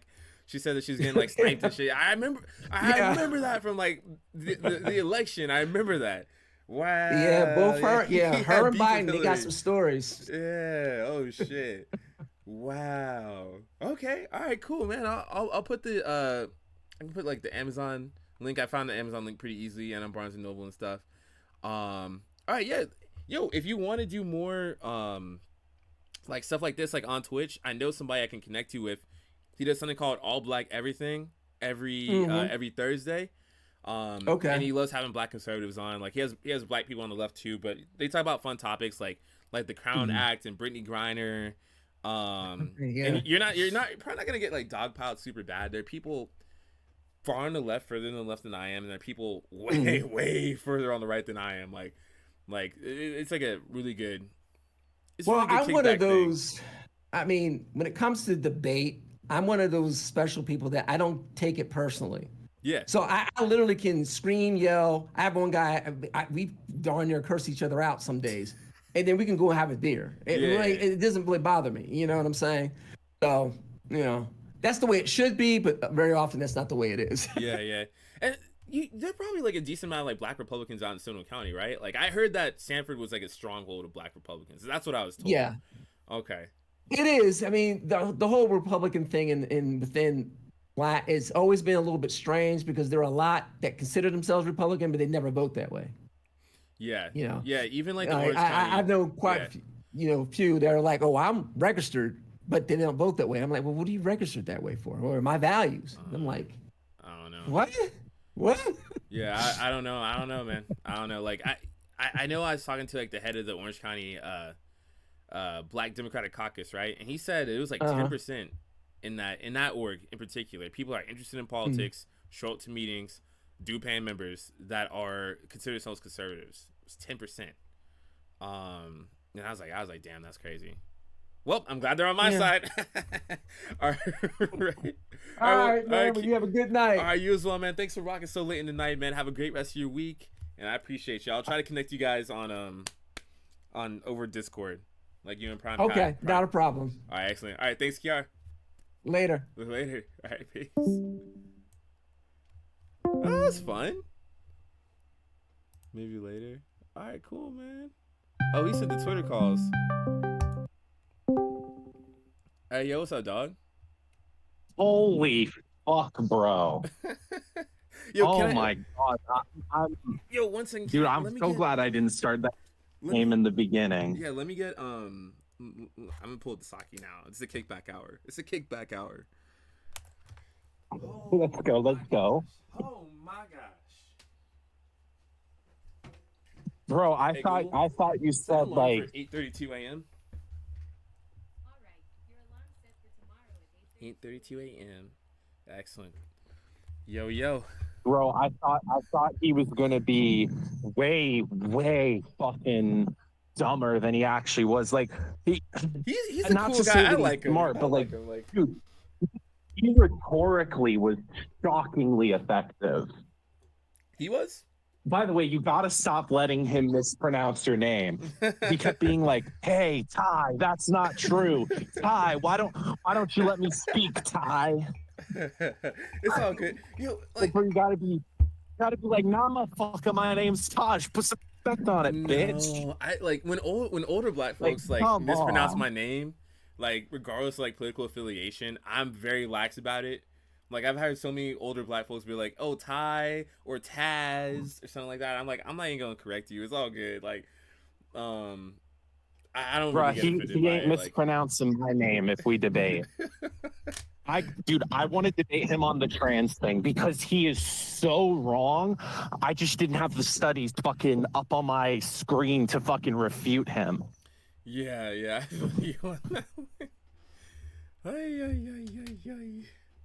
Like, dog, that was dude. Like his fucking okay. So one thing I'm gonna do, right? I'm gonna get a bunch of like male bodybuilders, right? And I'm gonna throw their photos in with like trans men bodybuilders, right? Mm-hmm. And I'm gonna say, hey, pick the ones you want to go in the room with your daughter. I want you to tell me who's the actual women in this lineup, right? I'm gonna do the same thing with trans women. I'm gonna find some fucking beautiful, stunning trans women, and I'm gonna also throw up like a bunch of ugly to like mid cis women, right? I'm gonna be like, okay, who are the biological men here? Who do you want in the restroom with your son? Yeah. And we're gonna like see if he fucking can spot a trans person, right? Because if he can fucking so easily tell like someone's trans and like they've been cosmetically altered or whatever, I want to test that. I want to test that because like if he lets one person in who's like trans, right? Bro, I'm immediately saying, oh, okay, so you can't actually tell like who biologically is what gender. Yeah. Like it's like dog, like, and the fucking identification thing as well. Yo, yeah, go help the dude over there. Yeah, the man, help him. Help the man, right? That looks like a woman. Like dog, like, you're not gonna say that. You're not gonna like, why would you do all that? No, you're gonna be like, help the woman. Like, dude, he's one of those conservatives that infuriates me about them, right? They're so intellectually dishonest of how they would actually handle a situation. I wouldn't have used Blair White because he'll be like, oh, I know who Blair White is. I'll call him a man, right? I'd be like, there's a person there who to you looks and appears to be a woman. You cannot tell if they're trans or cis. How are you going to identify them to the police? Yeah, I'm like, or to the fire department or to the EMT? How are you going to identify them? Is your strategy going to be reach down there and see if you feel a cock? yeah, it's just like Feel around till you grab some balls? Like, what's your strategy? I'm just like so fucking. that was a good combo though. That was fun. I was just like. I was just like, dog, ain't no way you actually feel this way. I wish I could show him a picture of Buck Angel. Cause ain't no way you want Buck Angel in the locker room with like, if you had like a daughter, you want Buck Angel in the locker room. The debate between me and him on shoes. Right, I'm going to fucking smoke him. I'm going to smoke him. So do I'm gonna roll him up in my blunt and I'm gonna smoke him like it's marijuana. So D, what you're saying is you're getting more and more open to rejoining the political sphere. I will debate a motherfucker for a stream. Oh, dog, this was too. This is fun. This is fun. Oh, dude, the thing is as well, right? I know. By the way, so I was sort of unclear on the Yahtzee rule. You're not allowed to call a party or an individual that. You can use the name when collectively referring to a group in history. Oh, okay. Thank you. But you couldn't be like Joe Biden is a Yahtzee. That was such an infuriating. You can't be like Joe Biden is a Yahtzee. Oh, that was so fucking hard to adhere to. I was like, oh yeah, the fascist party of 1940s Germany, of World War II Germany, where it starts with an A, ends with an I, and it's 4 letters. In a zoom I, so like it's. Oh, that was tough, dog. That was a challenge, and he adhered to the rules pretty well. That's why people call it the Yahtzee party. Dude, you know the best part? I'm gonna fucking smoke the dude while playing Elden Ring. That's the even better part. I'm entering my Watch Destiny debate era. Bro, I'm gonna be fucking up the new Elden Ring DLC while I debate that dumb fuck. Oh, that had me heated, bro. Oh, dog, that was fucking. Like, dude, and also the Trump fucking real estate thing. That absolutely is fraud. If you're valuing your building, okay. You know what? I'm gonna fucking give the example that I gave for Toad. I don't want to get him in trouble. Like, dude, because Toad and I, keep it in, dude. The fraud thing. Because so Toad and I were watching it together for a bit, right? And Toad was like, what are they even arguing over? I'm like, okay, let's say that my mom wants to sell the house and we present the bank with a value of $1.1 million, or not sell the house, but we want to take out a loan and we use that as collateral for the loan. We see the house's value is $1.1 million. The bank comes in and says the actual value of the house is like $300,000, right? Mm-hmm. But the bank is willing to meet somewhere in the middle and say they're willing to say that it's like $500,000 in collateral, right? Mm-hmm. That's how much value the house has. What's going to happen is if we were a business, eventually those files are going to be looked over by someone in like the property tax office, right? And they're going to go like, well, hey, the actual value of this property is this. It's been appraised for this. This is being used as collateral for a business loan or the purchase of another building. But this is like a fraudulent value. This individual or company or whatever, right, knowingly misrepresented the cost of a home or the cost of a business or whatever, right, to use as collateral on another loan. That's fraudulent. The police need to investigate, right? Yeah. If it proceeds and goes to a criminal level, what's then going to happen is a judge, usually with the jury, if it's criminal, I believe the Trump proceeding was civil technically because statute of limitations had passed, but New York believed he committed fraud and owed the state money because of the, I think it was something like that, where it was technically a civil case, right? Yeah.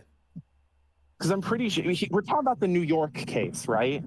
Yeah, the New York one. So yeah. they suspend Trump's real estate. They suspend Trump's real estate license because they believe fraudulent activity's gone on. And from that point, right, the arguments in court have to play out, and they have to argue from Trump's side, right? They have to argue why not only the building value being misrepresented isn't fraudulent, because there was whatever they believe qualified it as being that value, whether it be the Trump name having been attached to it or whatever, right? They have to basically agree with that. And then the other thing that has to be agreed upon is that the value assigned to that property didn't negatively affect people involved in the purchase because they assumed that the loan would have actually been covered / protected with that evaluation.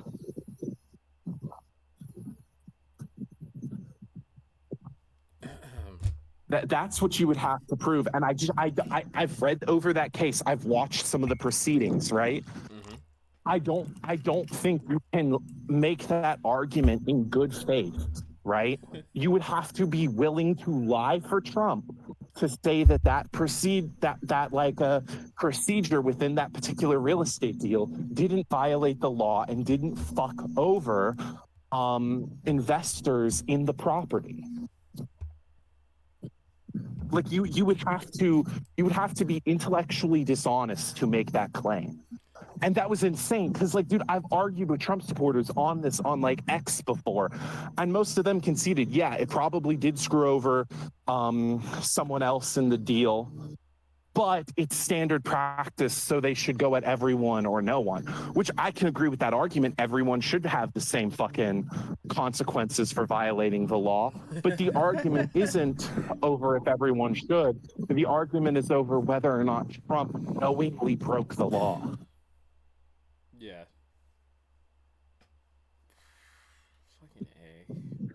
Fucking A. I didn't know it was going to go there. And there's so many places that I wanted the conversation to go as well. Because I didn't get to all the points of, like, conservatives being more fascistic. Like, I didn't have him address, hey, why does an advisor for President Trump, former disgraced President Trump, why did Steve Bannon, like, why was he so big on places like Stormfront, like a place where no neo-Nazis went? Where, like, it was like a neo-Nazi hangout in, like, fucking, like, 2008. And, like, he hasn't changed his fucking views since. Why is Breitbart used as a source amongst neo-Nazi groups? Why do neo-Nazi groups support Republicans and Republican candidates and the conservative movement, broadly speaking? Yeah, why did the guy who said I love Hitler endorse Trump? With the Democratic Party. Yeah, like, it's like... Why would you say, oh, fuck, did I get in trouble for saying I love Hitler? I hope not. Anyway, why did the guy... Not in that context, no. Why would the dude who says I love Hitler endorse Trump? I wish I brought that up way more. I just put it out there at the beginning of the fucking conversation. And I didn't want to fucking fry him on it, you know? Like, I should have fucking fried him on it. Because, like, going into fucking finance law and defending socialism, fuck, dude. You do the Stardust thing of being way too nice to people on your first debate. I'm very like, I guess if I get the rapport of Kiara, I think that's how you pronounce his name. Then like I'll try to go a little bit harder. But fuck, I wish. Dude, I'm telling you, the first debate I have with him, I want to do are the Democrats the same as the Yahtzee party, right? And I want to do the trans stuff because, dude, I smoke him on the trans stuff, and I'm relatively confident that I can draw parallels between fascism, conservatism, and the Yahtzee party of Germany. True. And yo, dog, like, not for nothing, but it is like, all right. Like, I think I got him like Bro, on the I kept thinking of socialism versus capitalism versus I, fascism part. I hope I got him on dude, that. Like, I literally had to like. did you should have fucking used the comment that I put that socialism is an economic ideology, whereas fascism is a political ideology. Socialism is an economic principle that certain economies base policies off of, such as collective ownership between workers, right? That would be socialism. Whereas Marxism is collective ownership from the community. There are distinctions there that are very, very important if you're going to argue that if you're going to argue about like communism, capitalism, socialism, you should be able to tell me the differences between those economic systems. And it shouldn't be, well, communism is just when the government is also involved. No, Like, communism is really not much of a government at all. It's like a state, but a government, but with no state, we're looking, which is tough. It's tough. didn't you say something about like China being like communist or whatever, or socialist? Like, if you look up what China's economic system is, it's a command economy structured under governmental capitalism, where private companies exist under primary ownership and care of a federal government. Like, dude, there was so many things that like he just wasn't well read on, and it infuriated me because I was like, dude, how the fuck are you gonna argue against all of this stuff, right? When you can't even get the fucking basic definitions right. You don't have a basic understanding of this economic or political principle, but you're going to argue that it's like ontologically evil and the Democrats are using it to destroy America or whatever. Like, if you can't fucking actually explain to me these ideologies, you probably shouldn't use them as the core crux for your argument of why the Democrats are the new Yahtzee party. Yeah. Fuck. Oh, dude, the other thing that I thought was like really dumb was when you're like, so I think that you're like a classical liberal, right? Dude, You he didn't was like, that? I don't believe in liberalism. I believe in conservatism. Bro, liberalism is a founding theology that goes into your political ideology. Like, conservatism uses fundamental parts of liberalism. So does progressivism. They interpret those fundamental tenets differently. Conservatism believes that the best way for people to experience more liberty, more freedom, more protection, while not restricting freedom, is to have smaller government, is to have lower taxes, is to spend more on our military than on like something like healthcare or housing, right? Whereas progressives or liberals disagree with that, right? They believe that spending more money ultimately ensures more freedom. He's absolutely a classical liberal because a lot of the original Bro, if he was defending Bush back in fucking 2001, 2003 and shit, that nigga's a fucking classical liberal. All right, like I don't care what you fucking say. All right, I don't fucking care. I wish I fucking hit him harder on that. I wanted to keep the fucking the fucking like the fucking rapport going, because there's so many times it's so hard with conservatives sometimes, because it's like the opposite side of like lefties, right? With neocons, I think he's actually a MAGA neocon. I think he might actually be that. It's like, because it's all there. Like, they're like, I love capitalism. I hate taxes. Big business gets the bucks. Fucking, and I like communism bad. You know, like those things are there. You know, and I wish I fucking slammed him harder on his like refusal to acknowledge himself as a classical liberal. All of the neocons, all the fucking conservatives were all classical liberals. They acknowledge such. I feel like I can find evidence of Reagan calling himself a classical liberal on some level. Of Bush. Reagan has. I think there's literal words where he like talks about we must defend the principles and forethoughts of liberalism. The stuff like that he said. No, he absolutely believed liberalism. Yeah, He just wasn't dude, a liberal. I'm like, dude, I'm giving you essentially a compliment by calling you a classical liberal. Like, that's what I'm complimenting you, dude. I don't think I'm a classic. Well, I'm a progressive liberal. You're a classic liberal, and a classic liberal is like the ideals that you hold, right? Like, fuck. It's He's really like, hard. no, I'm a conservative. Yeah, and I'm like, bro, a conservative is a type of liberal. You fuck. Like, Dude, also the fucking former gay thing, right? So he's that former gay guy, right? did he say former gay? Did he bring that up, like about former gay people? He's that guy, right? No, he said that like being gay was like a. He didn't say anything about former gay people. He said something like being gay was like a biological. No, Taj, isn't he the guy? Isn't he the guy who's the former gay guy? No. Oh, I thought that was the guy. That's My not bad. him. No. My Dude, bad.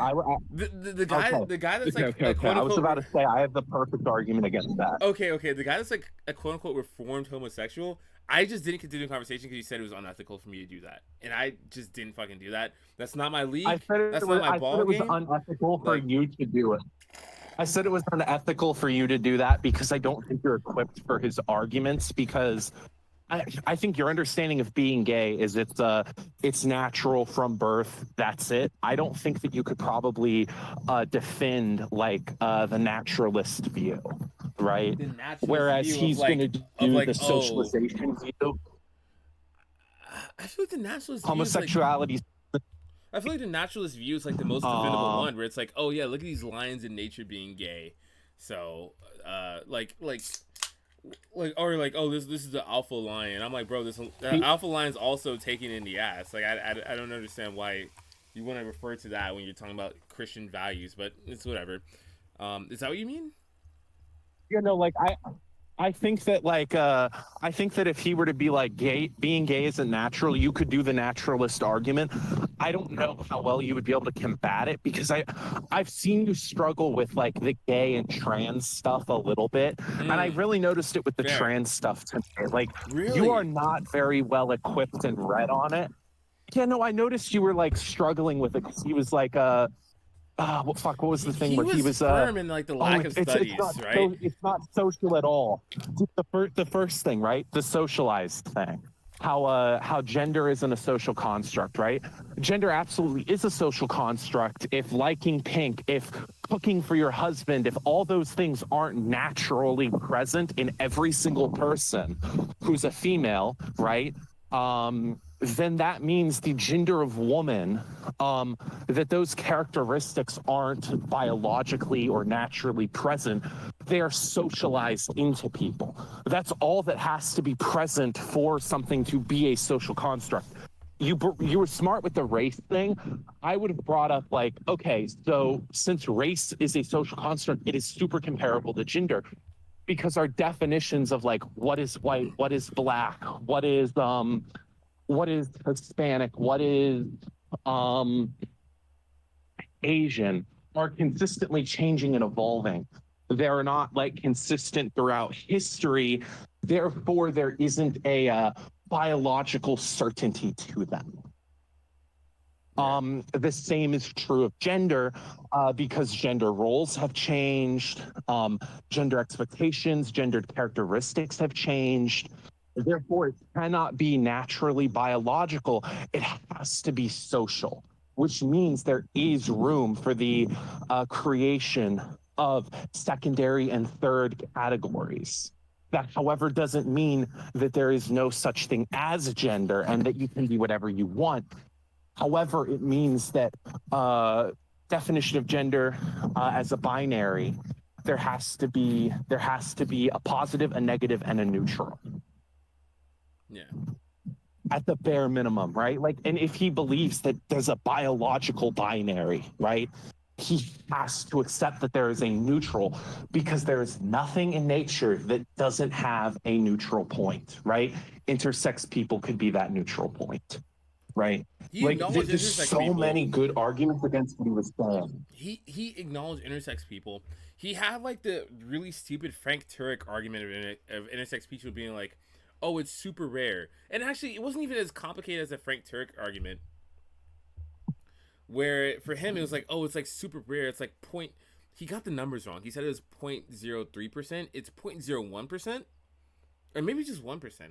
I'm trying to remember. It's a one in there. I think it's point. I think it's 0.1. It's 0.1. 1% of the population. No, it's 1% of the 1%? population. It's Okay. not 0.1. Okay, I don't know why. Yeah, I believe it's about. 0.3. I think it's like. I think it's 0.989% or something like that. Even It's if essentially 1%.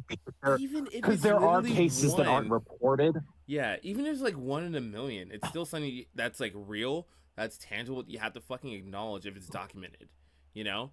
And like to do the Frank Turek argument of being like, oh, this is such a small part of the population, and just like brush it away as if it's not real, even though you just acknowledge it's a real thing. Hold on. Like it's kind How of many insane. percent of the how much of the population ever gets brain cancer, right? Like it's got to be less than 10%, right? Like I think like a specific type of cancer. I don't know which type of cancer it would be. I think brain cancer is one of the rarest, right? Yeah. I think a better thing is like how heart cancer or something. I think a better pushback would be like what percent You know of the what? No, population? myocarditis, because that's less myocarditis than the COVID is shot. good. That's good. That's less than 0.7.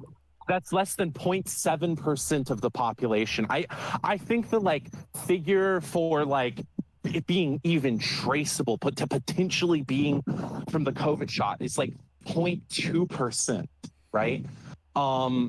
If it's 0.2% of the population, does that mean everyone should get vaccinated and anyone who has myocarditis should be ignored because it's not statistically significant enough? Yeah, that's a good point. Do we want to make that argument? The vaccine is perfectly safe, right? Because only this tiny percentage of the population has this problem, right?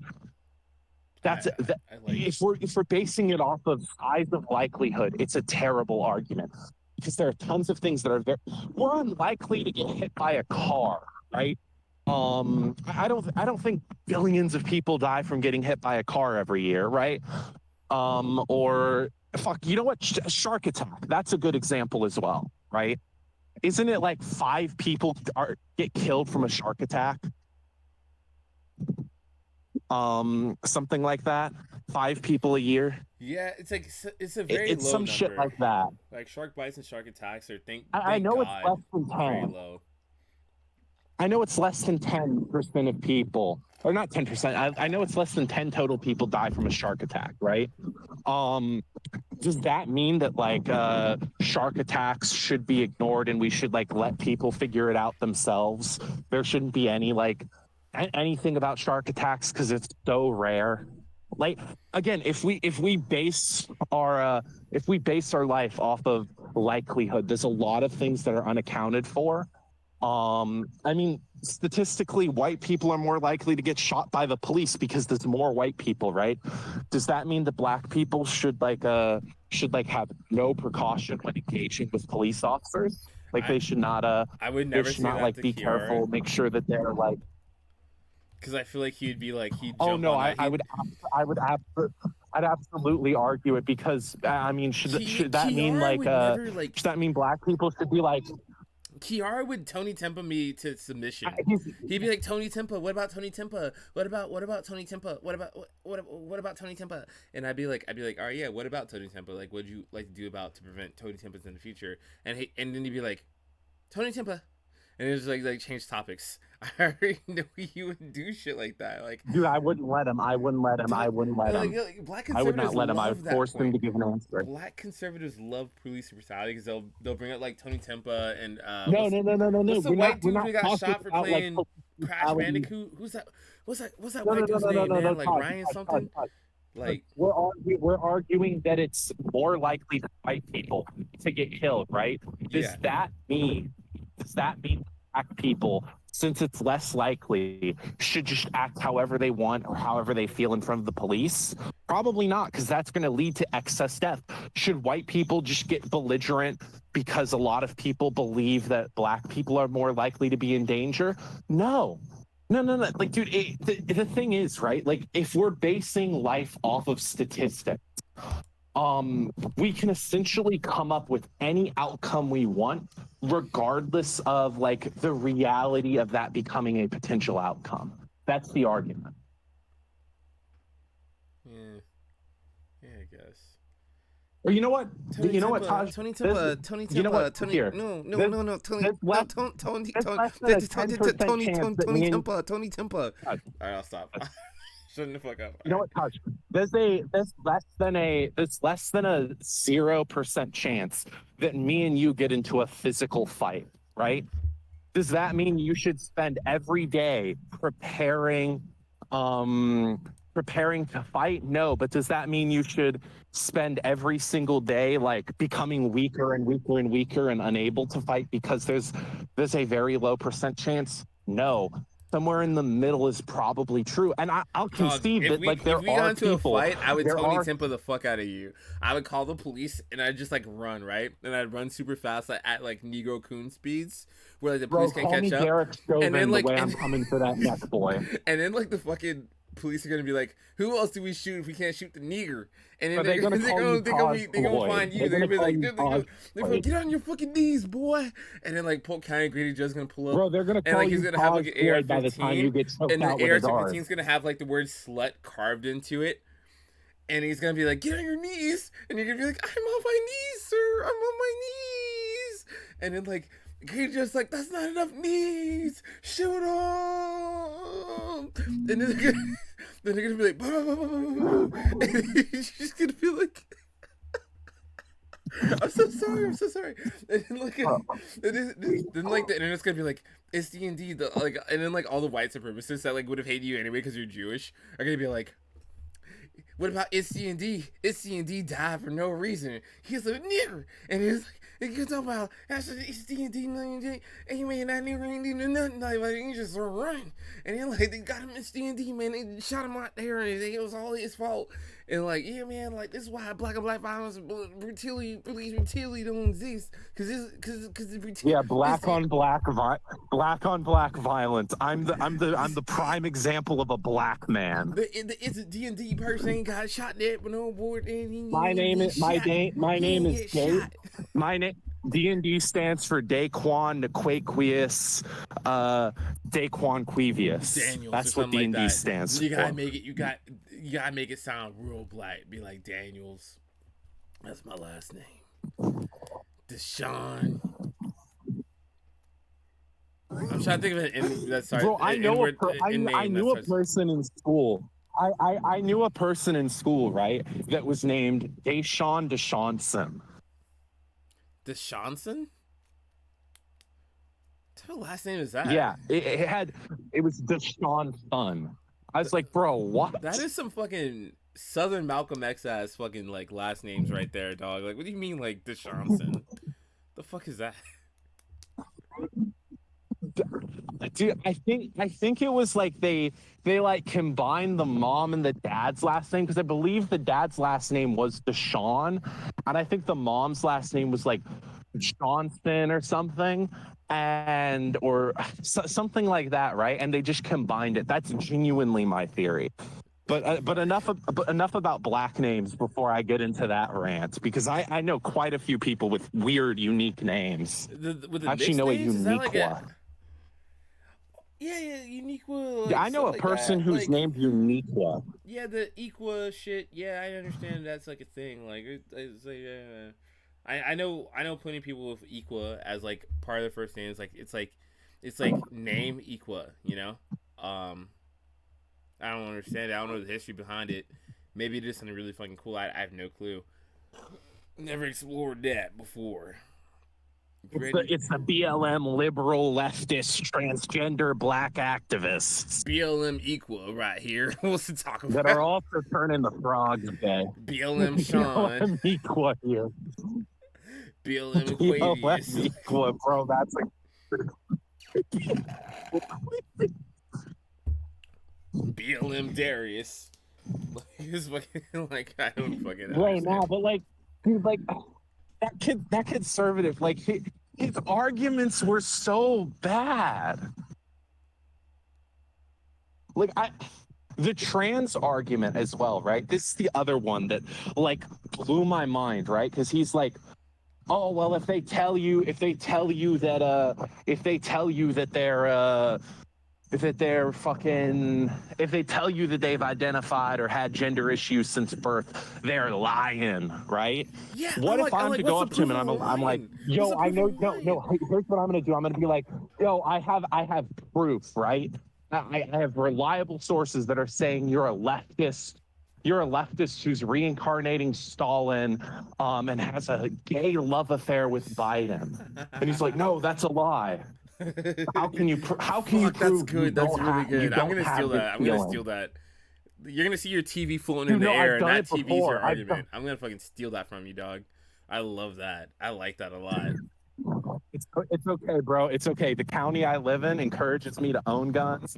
We have guns. We like to shoot guns, and I encourage myself to blow you out the front door before you Shoot the touch that TV TV. first and not me.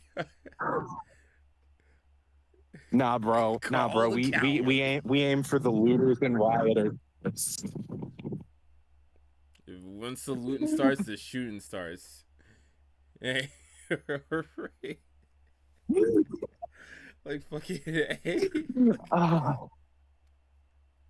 Dude, but yeah, nah, like I can't believe some of his arguments were as like shallow as they are. Cause like, oh well, they're lying. Okay, do you have evidence that they're lying? Is there any evidence that it is not possible to feel these ways, right?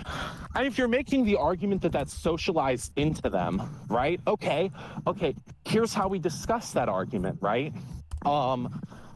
Social, if gender can be socialized into someone, then you're agreeing it's a social construct and there isn't a bearing on biology. If you're saying gender is biological, then by virtue there has to be outliers in which feminine brain patterns or female brain patterns are present in biological males and vice versa. Yeah. Either way, you have to contest trans people are real. Or you have to concede that trans people are real. Like, dude, his arguments were so bad for him, right? Because he wants to make the socialization argument that gender is completely socialized, right?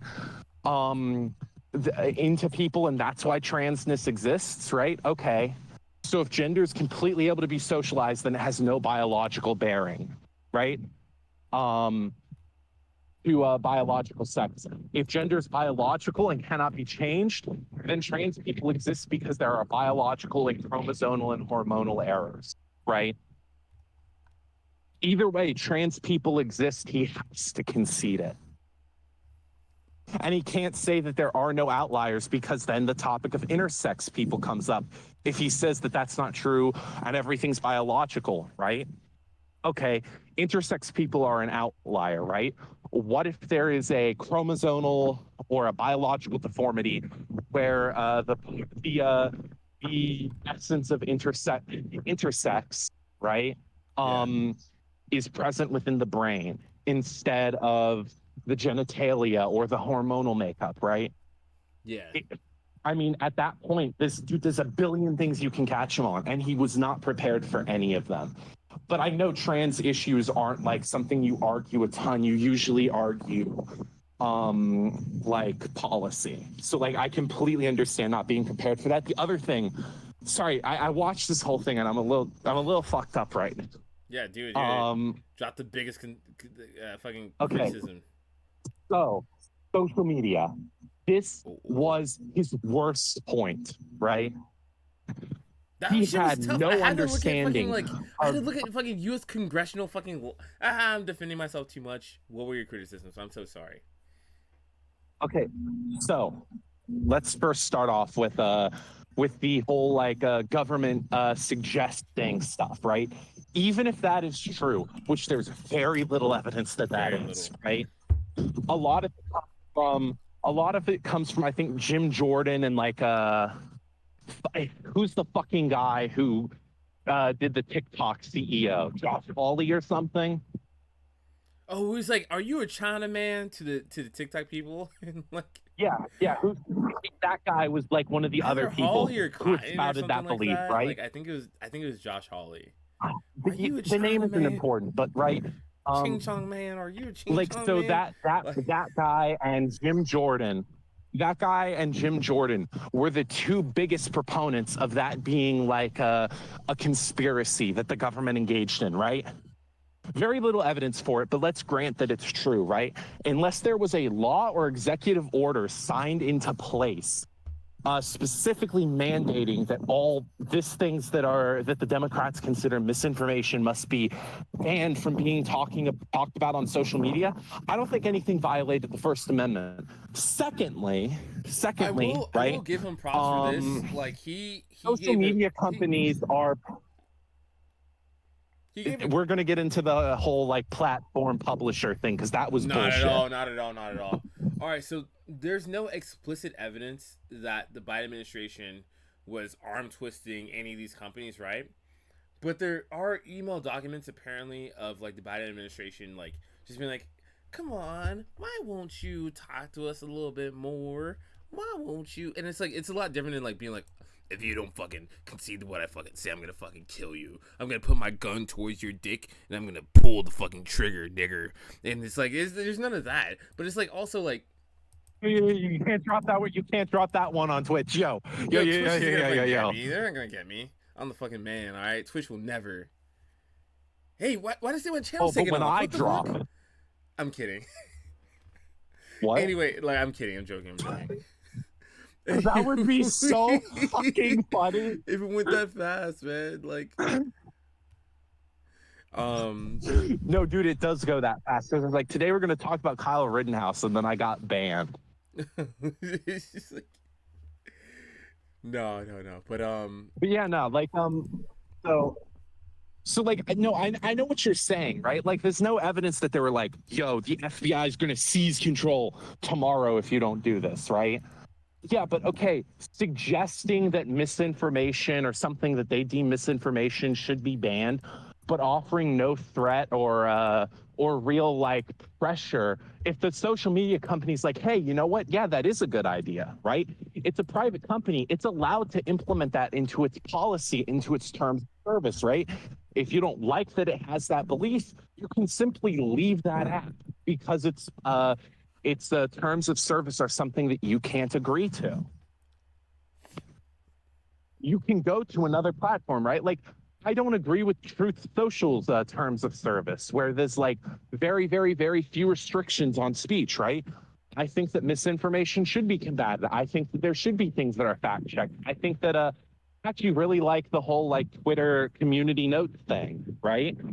I think those are good features to help combat like genuinely harmful misinformation being spread. Like if there were to be an article seen by 1,000 people that's like tomorrow Biden is dropping a nuke on us, right? And they all believe it, right? Everyone who believes it who read it, they start preparing and living their life like that's going to happen tomorrow. That's bad. That's dangerous. That's harmful. There should be something there to combat it. If it's not a ban, it should be people fact checking and like disputing that information. That should be able to happen. That should be allowed. I don't always agree with like outright banning people. I think there's been a lot of dumb bans. I actually think Alex Jones didn't deserve a ban. That's interesting. That's my hot take. That's interesting. So you're essentially. I think Fuentes did. I think Alex Jones didn't. You're essentially changing the battlegrounds of which a ban occurs. By saying that, it's like that's an interesting point. I don't like there are cases of like social media companies coming to outrage, right? I think the Alex Jones one is a good example because I don't think he directly breached terms of service in a way that like you could argue for his ban because he was presenting something as a possibility, not that it was the true outcome. And I think that that's allowed under the rules. That's why I think he shouldn't have been banned, right? Whereas with Fuentes, he was suggesting outcomes. The things that he said were possible, he suggested were the correct outcome. Which is why I believe he deserved to be banned, right? Per their terms of service, which are very clear, right? Now on X, right, Alex Jones was unbanned because Alex Jones didn't actually violate the new terms of service. And that's another thing. Terms of service can change. If you read the agreement, it says that they can change without your knowledge or consent. And to read them consistently, check for updates. Like, dude, I know about the Twitch terms of service because I consistently check them, because I'm not going to use a site if I directly violate their like service agreement. There's no sense in that. If you sign things willingly, dude, Apple has a term of service, right? And conservatives are like, oh, I don't like that Apple can see my photos, right? What? Well, then you can switch to Android. Give them the Apple. Yeah, no, you signed the terms of service. You agreed to the terms of the update. That's the outcome. You signed the new Facebook terms of service, and then you post a message saying, I don't consent to Facebook doing this. Yes, you did, by signing the new terms of service. Damn. The hard truth strikes, huh? Oh. Like, I genuinely think that there were better arguments that you could have used for some things, because he really wasn't that knowledgeable on like the platform stuff, platform publisher, right? That was tough. Like, I wasn't knowledgeable about it either. I had to fucking. YouTube acts as a publisher, right? In what is allowed on their site. They're allowed to deem like, hey, this violates the law or this violates terms of service. They act as a publisher in that regard. Yes, but they are a platform because you have the ability to upload that for the chance for it to become a video publishable on their site. That's how they are a platform. But they ultimately have editorial control, i.e. their terms of service. And platforms are allowed to act as publishers when it comes to legal or corporate policy enforceable on their site.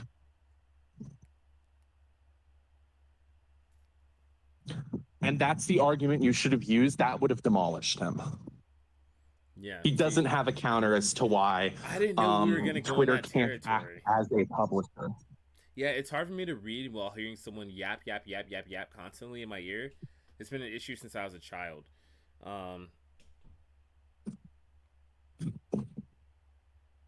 Dude, I was so shocked that he tried to get away with that. Cause like, dude, I'm like a fucking nerd about this. I read the entire Apple terms of service when I had an iPhone. I read everything when I signed up for a Google account, when I made a Twitter account, when I made a Twitch account, when I made a YouTube account. I read everything, right? Like, I couldn't quote specific things, but I can give you like the broad summary of everything, right? Yeah. I think it is incredibly irresponsible for conservatives to be like, oh, I shouldn't have to do that because I want to use this site and I have the right to use this site. No, you don't. The site's a privilege. Yeah, don't be a Holocaust denier or a vaccine denier, mate. Also, the vaccine denier, right?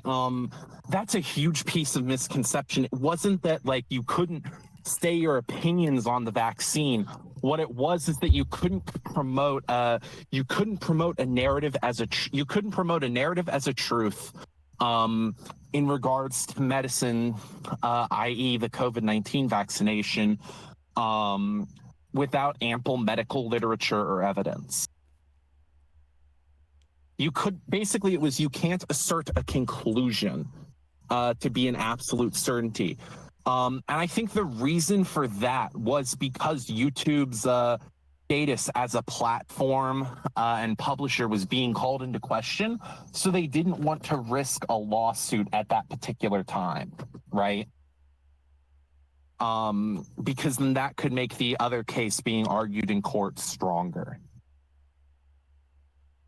I believe that's why they had that rule. And I think the election misinformation part of the terms of service, which is often like misquoted and misused and misrepresented, I believe that the language in that was it wasn't misinformation. It was provocation of these provocation of election information equating to theft, that kind of stuff. Basically, you can't like insinuate that there needs to be like retribution for it, right?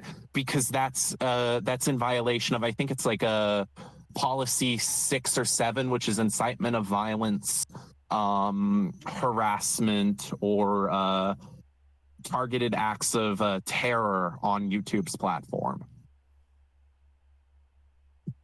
I can't remember exactly what section it's in because it's changed a few times. But the reason that was a thing is because they don't want like you to be like, the election was stolen, blow up X building, right? Yeah. That was essentially why that rule existed. That makes quite a bit of sense. Fucking A. Damn, all right. It's about time that I get something to eat. All right. What was that echo noise in the background when you were talking for a second? It might simply be just that I'm outside. Oh, true. We outside.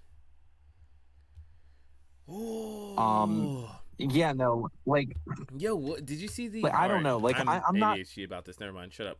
Like, no. I'm saying shut up to me. No, go ahead. What were you saying? No, go ahead. Head empty, dog. What were you gonna say? Like, like what you're saying is like more relevant to the point than what I was gonna say. Okay, well, all I was gonna say was like, I think a lot of conservatives like harp on also like the First Amendment, right?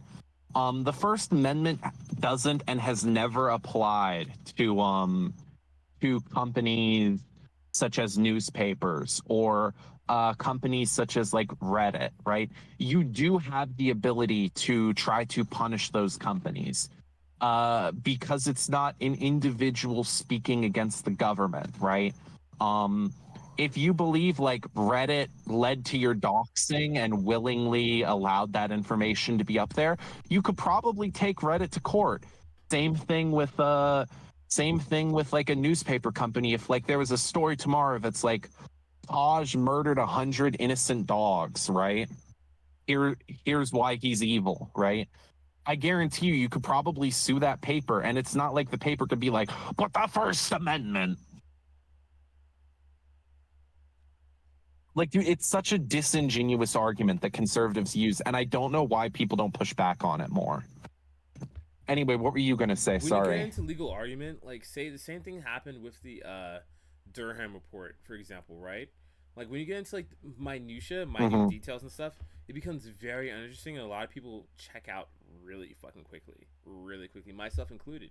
But then, like, you'll look into the details of things like the Durham report and of, like, the current, like, lawsuit thing going on with the Supreme Court, etc. And you're like, oh shit, like the conservatives fucking lied about this, but they had free reign to lie about this because nobody looked into it. And you thought these people, like, the way they presented it would be like honest? Hell no.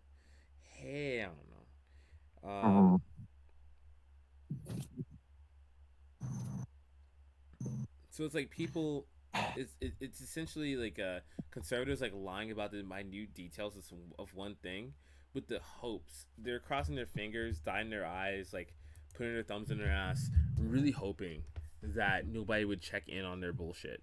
And a lot of times people don't check in on their bullshit. They can just bullshit like an improv class, they usually do. They can literally bullshit like an improv class and get away with it for a long time. Dude, I look into and verify that kind of stuff because of how easy it is to lie, right? It's really easy to lie. And I've caught conservatives on this exact thing, right? Like the Twitter files, right?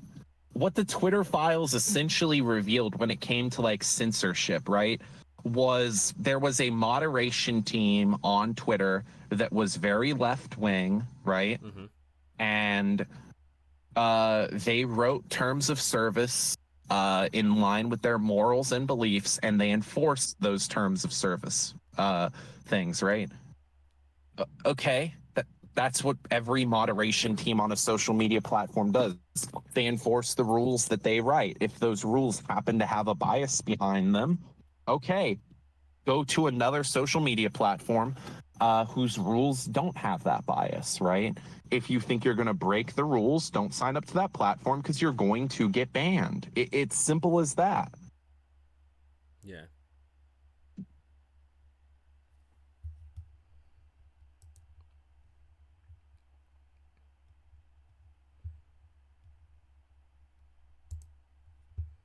I never read too much of the Twitter files, right? I read like so what I did is I copy pasted a lot of stuff into Chat GPT and shit, right? And had it summarize it because, dude, there was so much in them. I remember the first like few weeks they were coming out. I like tried to read all of them, and there was stuff that was like 50 pages on them, right? And I'm like, okay, I've read 50 of these pages, and essentially what it's saying is these terms of service existed and I don't like them. I think they were biased, and they were, right? Yeah. Okay, yeah, they're allowed to write rules that are biased for their site. I mean, I could open a site tomorrow that's called like itsgone.tv, right?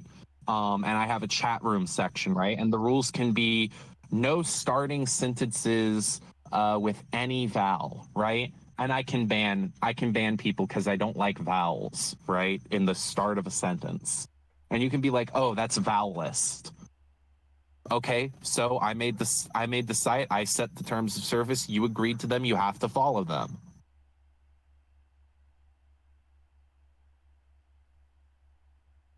If he were to make a site, right, Mm-hmm. and one of the terms of service is you couldn't call him Uncle Ruckus, right? And the first thing I did is I'm like, Uncle Ruckus, why did you make this site?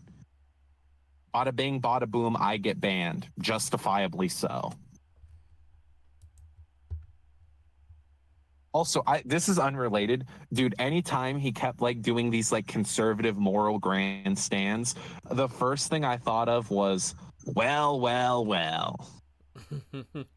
I thought it was funny. I found it more entertaining simply because talking to older black people just makes me fucking like at this point makes me fucking like amused. I'm deeply amused by it. Even if they're wrong about a lot of things, like even if they are like insulting and shit, I'm just like, wow, what a callback from childhood, huh? And that's a character flaw on my end, perhaps.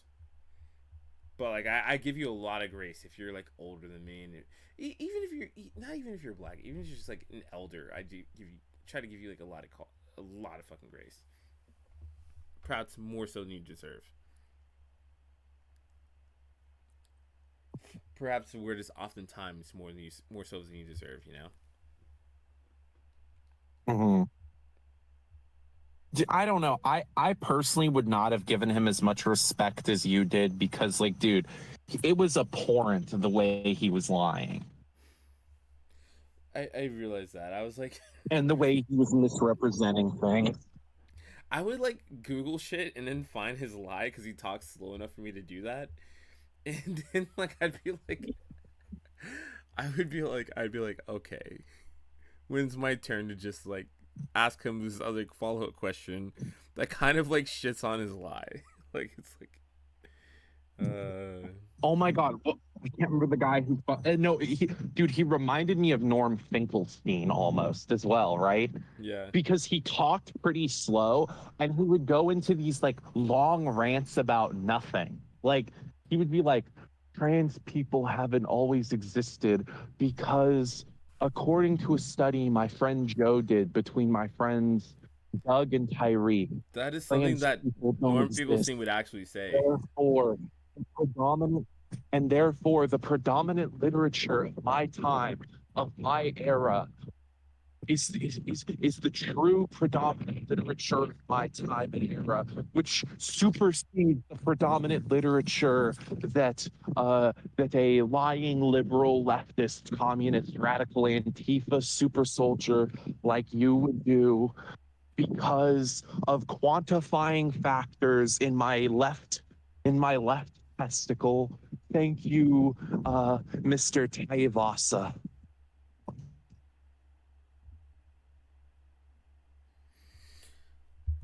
So Mr. Tyrell, let me speak. I gave him plenty of room to speak. Like I'm multiple shots Dude, of I love sake that. in. Dude, he kept sort of like trying to interrupt you, and you would like let him. Dude, if he does that to me and I'm like arguing, dude, I'm gonna tell him to shut the fuck up. I'm gonna tell him to shut the fuck up and let me finish. Because he would get triggered whenever you would try to interject. He was so interjectable to me. I was like I see the thread. I'm gonna not interject because I feel like an asshole for interjecting. But it's like he's so interjectable. He's interjecting. He's like he'll try to go on like a train ride and shit. And I'm like brr, brr, just like jig through it. But yeah, dog. All right, yo, I'm gonna hop off, take a shower, and fall the fuck asleep at this point. Like, All right, yeah. Fair enough, fair enough. I have one more thing to say if I can. yeah, Um, Mr. Tyreek Nasheed, stop letting conservatives like Mr. Anakolkowski or whatever his name is, right? Mr. Borelli, don't let them walk over you.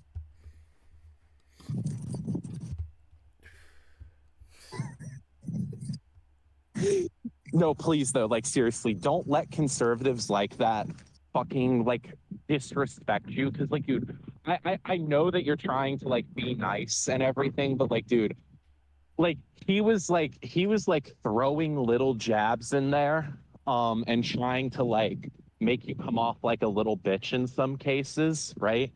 Dude, you should not have let him get away with that because he used those rhetoric traps that the conservatives do to make you seem like the triggered soy boy. And I was noticing it and I was like, I dude, I should have called him out because like I hope I wasn't being like he angry gets or the anything like that. opposite in here. Was I too verbally angry with him? No, you weren't. No, you weren't combative enough. Mm. You, and I think that's the mistake that you make with especially first time debates with conservatives. Like, dude, you shouldn't let someone like him uh argue like the trans stuff and like let him go on like a tangent with no evidence, calling people liars when he doesn't have a study or piece of data to back it up. He's like saying the vaccine is dangerous, right? Earlier in the debate. But the studies that he would use have like a comparable sample size to that, as opposed to the study he said would be necessary for trans people. Didn't he say like a study Ooh, size needs like a minimum of 1,000 1,000? people. I'm yeah, he did say that. Like he Okay, did say that. so let me quickly go into the. I'm sorry. I'm so sorry. I want to let you get to bed. I'm sorry. It's all good. I Um, got a shower first anyway. dude, Whatever. the fucking myocarditis study that conservatives use all the time, right? Was a study with a sample size of like 400 in France. The other commonly used one was like a study done on like a sample size of like 57 or 58 people, something like that. And the control group was 2 people. Interesting. Yo,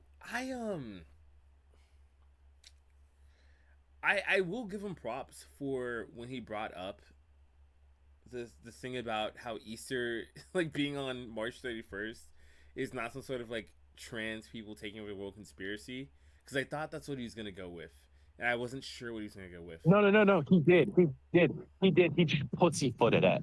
And I would have called him out on that too. He was like, well, it's they probably didn't, but they could have. Yeah, it's not as strong as an argument as I thought I was gonna get from him because I thought he was gonna bring up like March 31st, like and how it's like one of the most common days for Easter, like in the past like 300 years or so. It isn't. It's like It there's 2 days. isn't. March 31st is like pretty common, like top 2, top 3 days, where it's most common. I think it's top 4 actually. I don't think it's even top 3. I think it's like number 4 or 5. It doesn't I ultimately. think one of the most common isn't one of the most common like April 2nd or 3rd.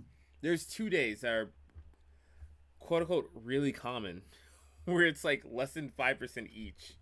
I think of like every year's Easter, where I think like in the past like 300 years, out of I think it's been like 20 days on the calendar over the past like 300 years. One day was March 31st, another day was like April something, were like the most common. But like out of like since the 1700s, I think like 1720 or 1700 literally, it's been those days like 20 times. Also, in those technically hundreds Easter's of a years. pagan holiday as well. I was not Technically, Easter in the modern sense is a pagan holiday. I was not going to debate that. Dude, I would have also. That's the other thing. Like, if they're destroying a sacred Christian holiday, Easter's actually based off of all these pagan traditions. Christmas is as well. Technically, these are anti-Christian. A Christian holiday would just be like a day that the majority of Christians agree is a holiday. You can make April 1st, April Fool's a holiday, be like, this is the day we're acknowledging Jesus being April Fool's and he rises out of the grave. You thought I was dead, huh? Like, and like that can be like a Christian holiday if enough Christians acknowledge that. Any holiday can be a holiday if enough people acknowledge something, right? That's not really important. Okay, so April 31st is Trans Day of Visibility. I'm saying it now. I acknowledge it. Praise our trans God. Amen. You don't need to have a god for a secular holiday. It's a secular holiday. What argument do you think I was? What argument do you think I was making? I was pretty much just saying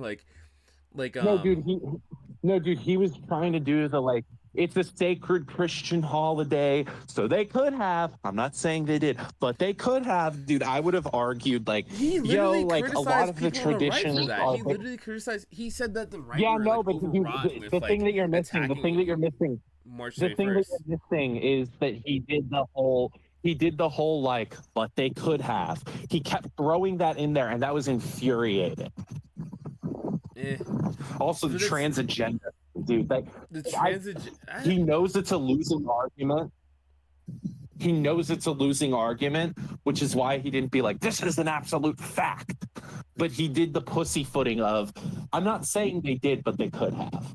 That was his whole argument. And that is such a cringe-inducing argument. Because you could do the same argument about January 6th and he'd be coping and seething. Oh, sorry. One more thing, and then I promise this is the last thing. I'm so sorry. What's the thing, dog? So the other argument that he made in the debate that was like, I know why he made it. I think it was a bad argument.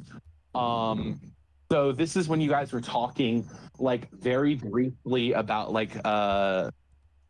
January 6th and everything, right? Mm-hmm. He was like, oh, well, it wasn't an insurrection because of these reasons. They didn't have guns. Nothing actually happened. Yes, it was a failed insurrection, right? If it was a successful insurrection, you probably still wouldn't call it an insurrection. You would call it a people's movement for political change, right? We can pussyfoot around what it was, right? All we want. Ultimately, it was an attempt at an insurrection that fortunately failed. People were armed. It doesn't matter if it was a pocket knife. It doesn't matter if it was a fucking self-defense taser or pepper spray. Those are weapons. They are classified as weapons. You could get a weapons charge for a knife, depending on the size of the knife, right? I think I did a good amount of pushback on the weapons thing. Terrible argument. Yeah, I know that was a terrible You did argument. A decent job, but... Dude, his argument for why it wasn't an insurrection. Okay, so if I go into a Congress proceeding and I'm carrying rope and two people behind me are carrying wooden platforms, and then someone's carrying a wooden arch that you could tie rope around, and people are carrying knives that they're not weapons, they're their fucking eating utensils, right? Mm-hmm. You could consider that an insurrection because what it was, no matter how much you want to justify or pussyfoot around it, it was an attempt at disrupting a legal proceeding involving our democracy using weapons, threats, and intimidation. Yeah, that was an attempted resurrection, an attempted coup, whatever you want to call it. That's what it was. You can say it wasn't because nothing happened, but it was unsuccessful, and we should be glad that it was. Yeah,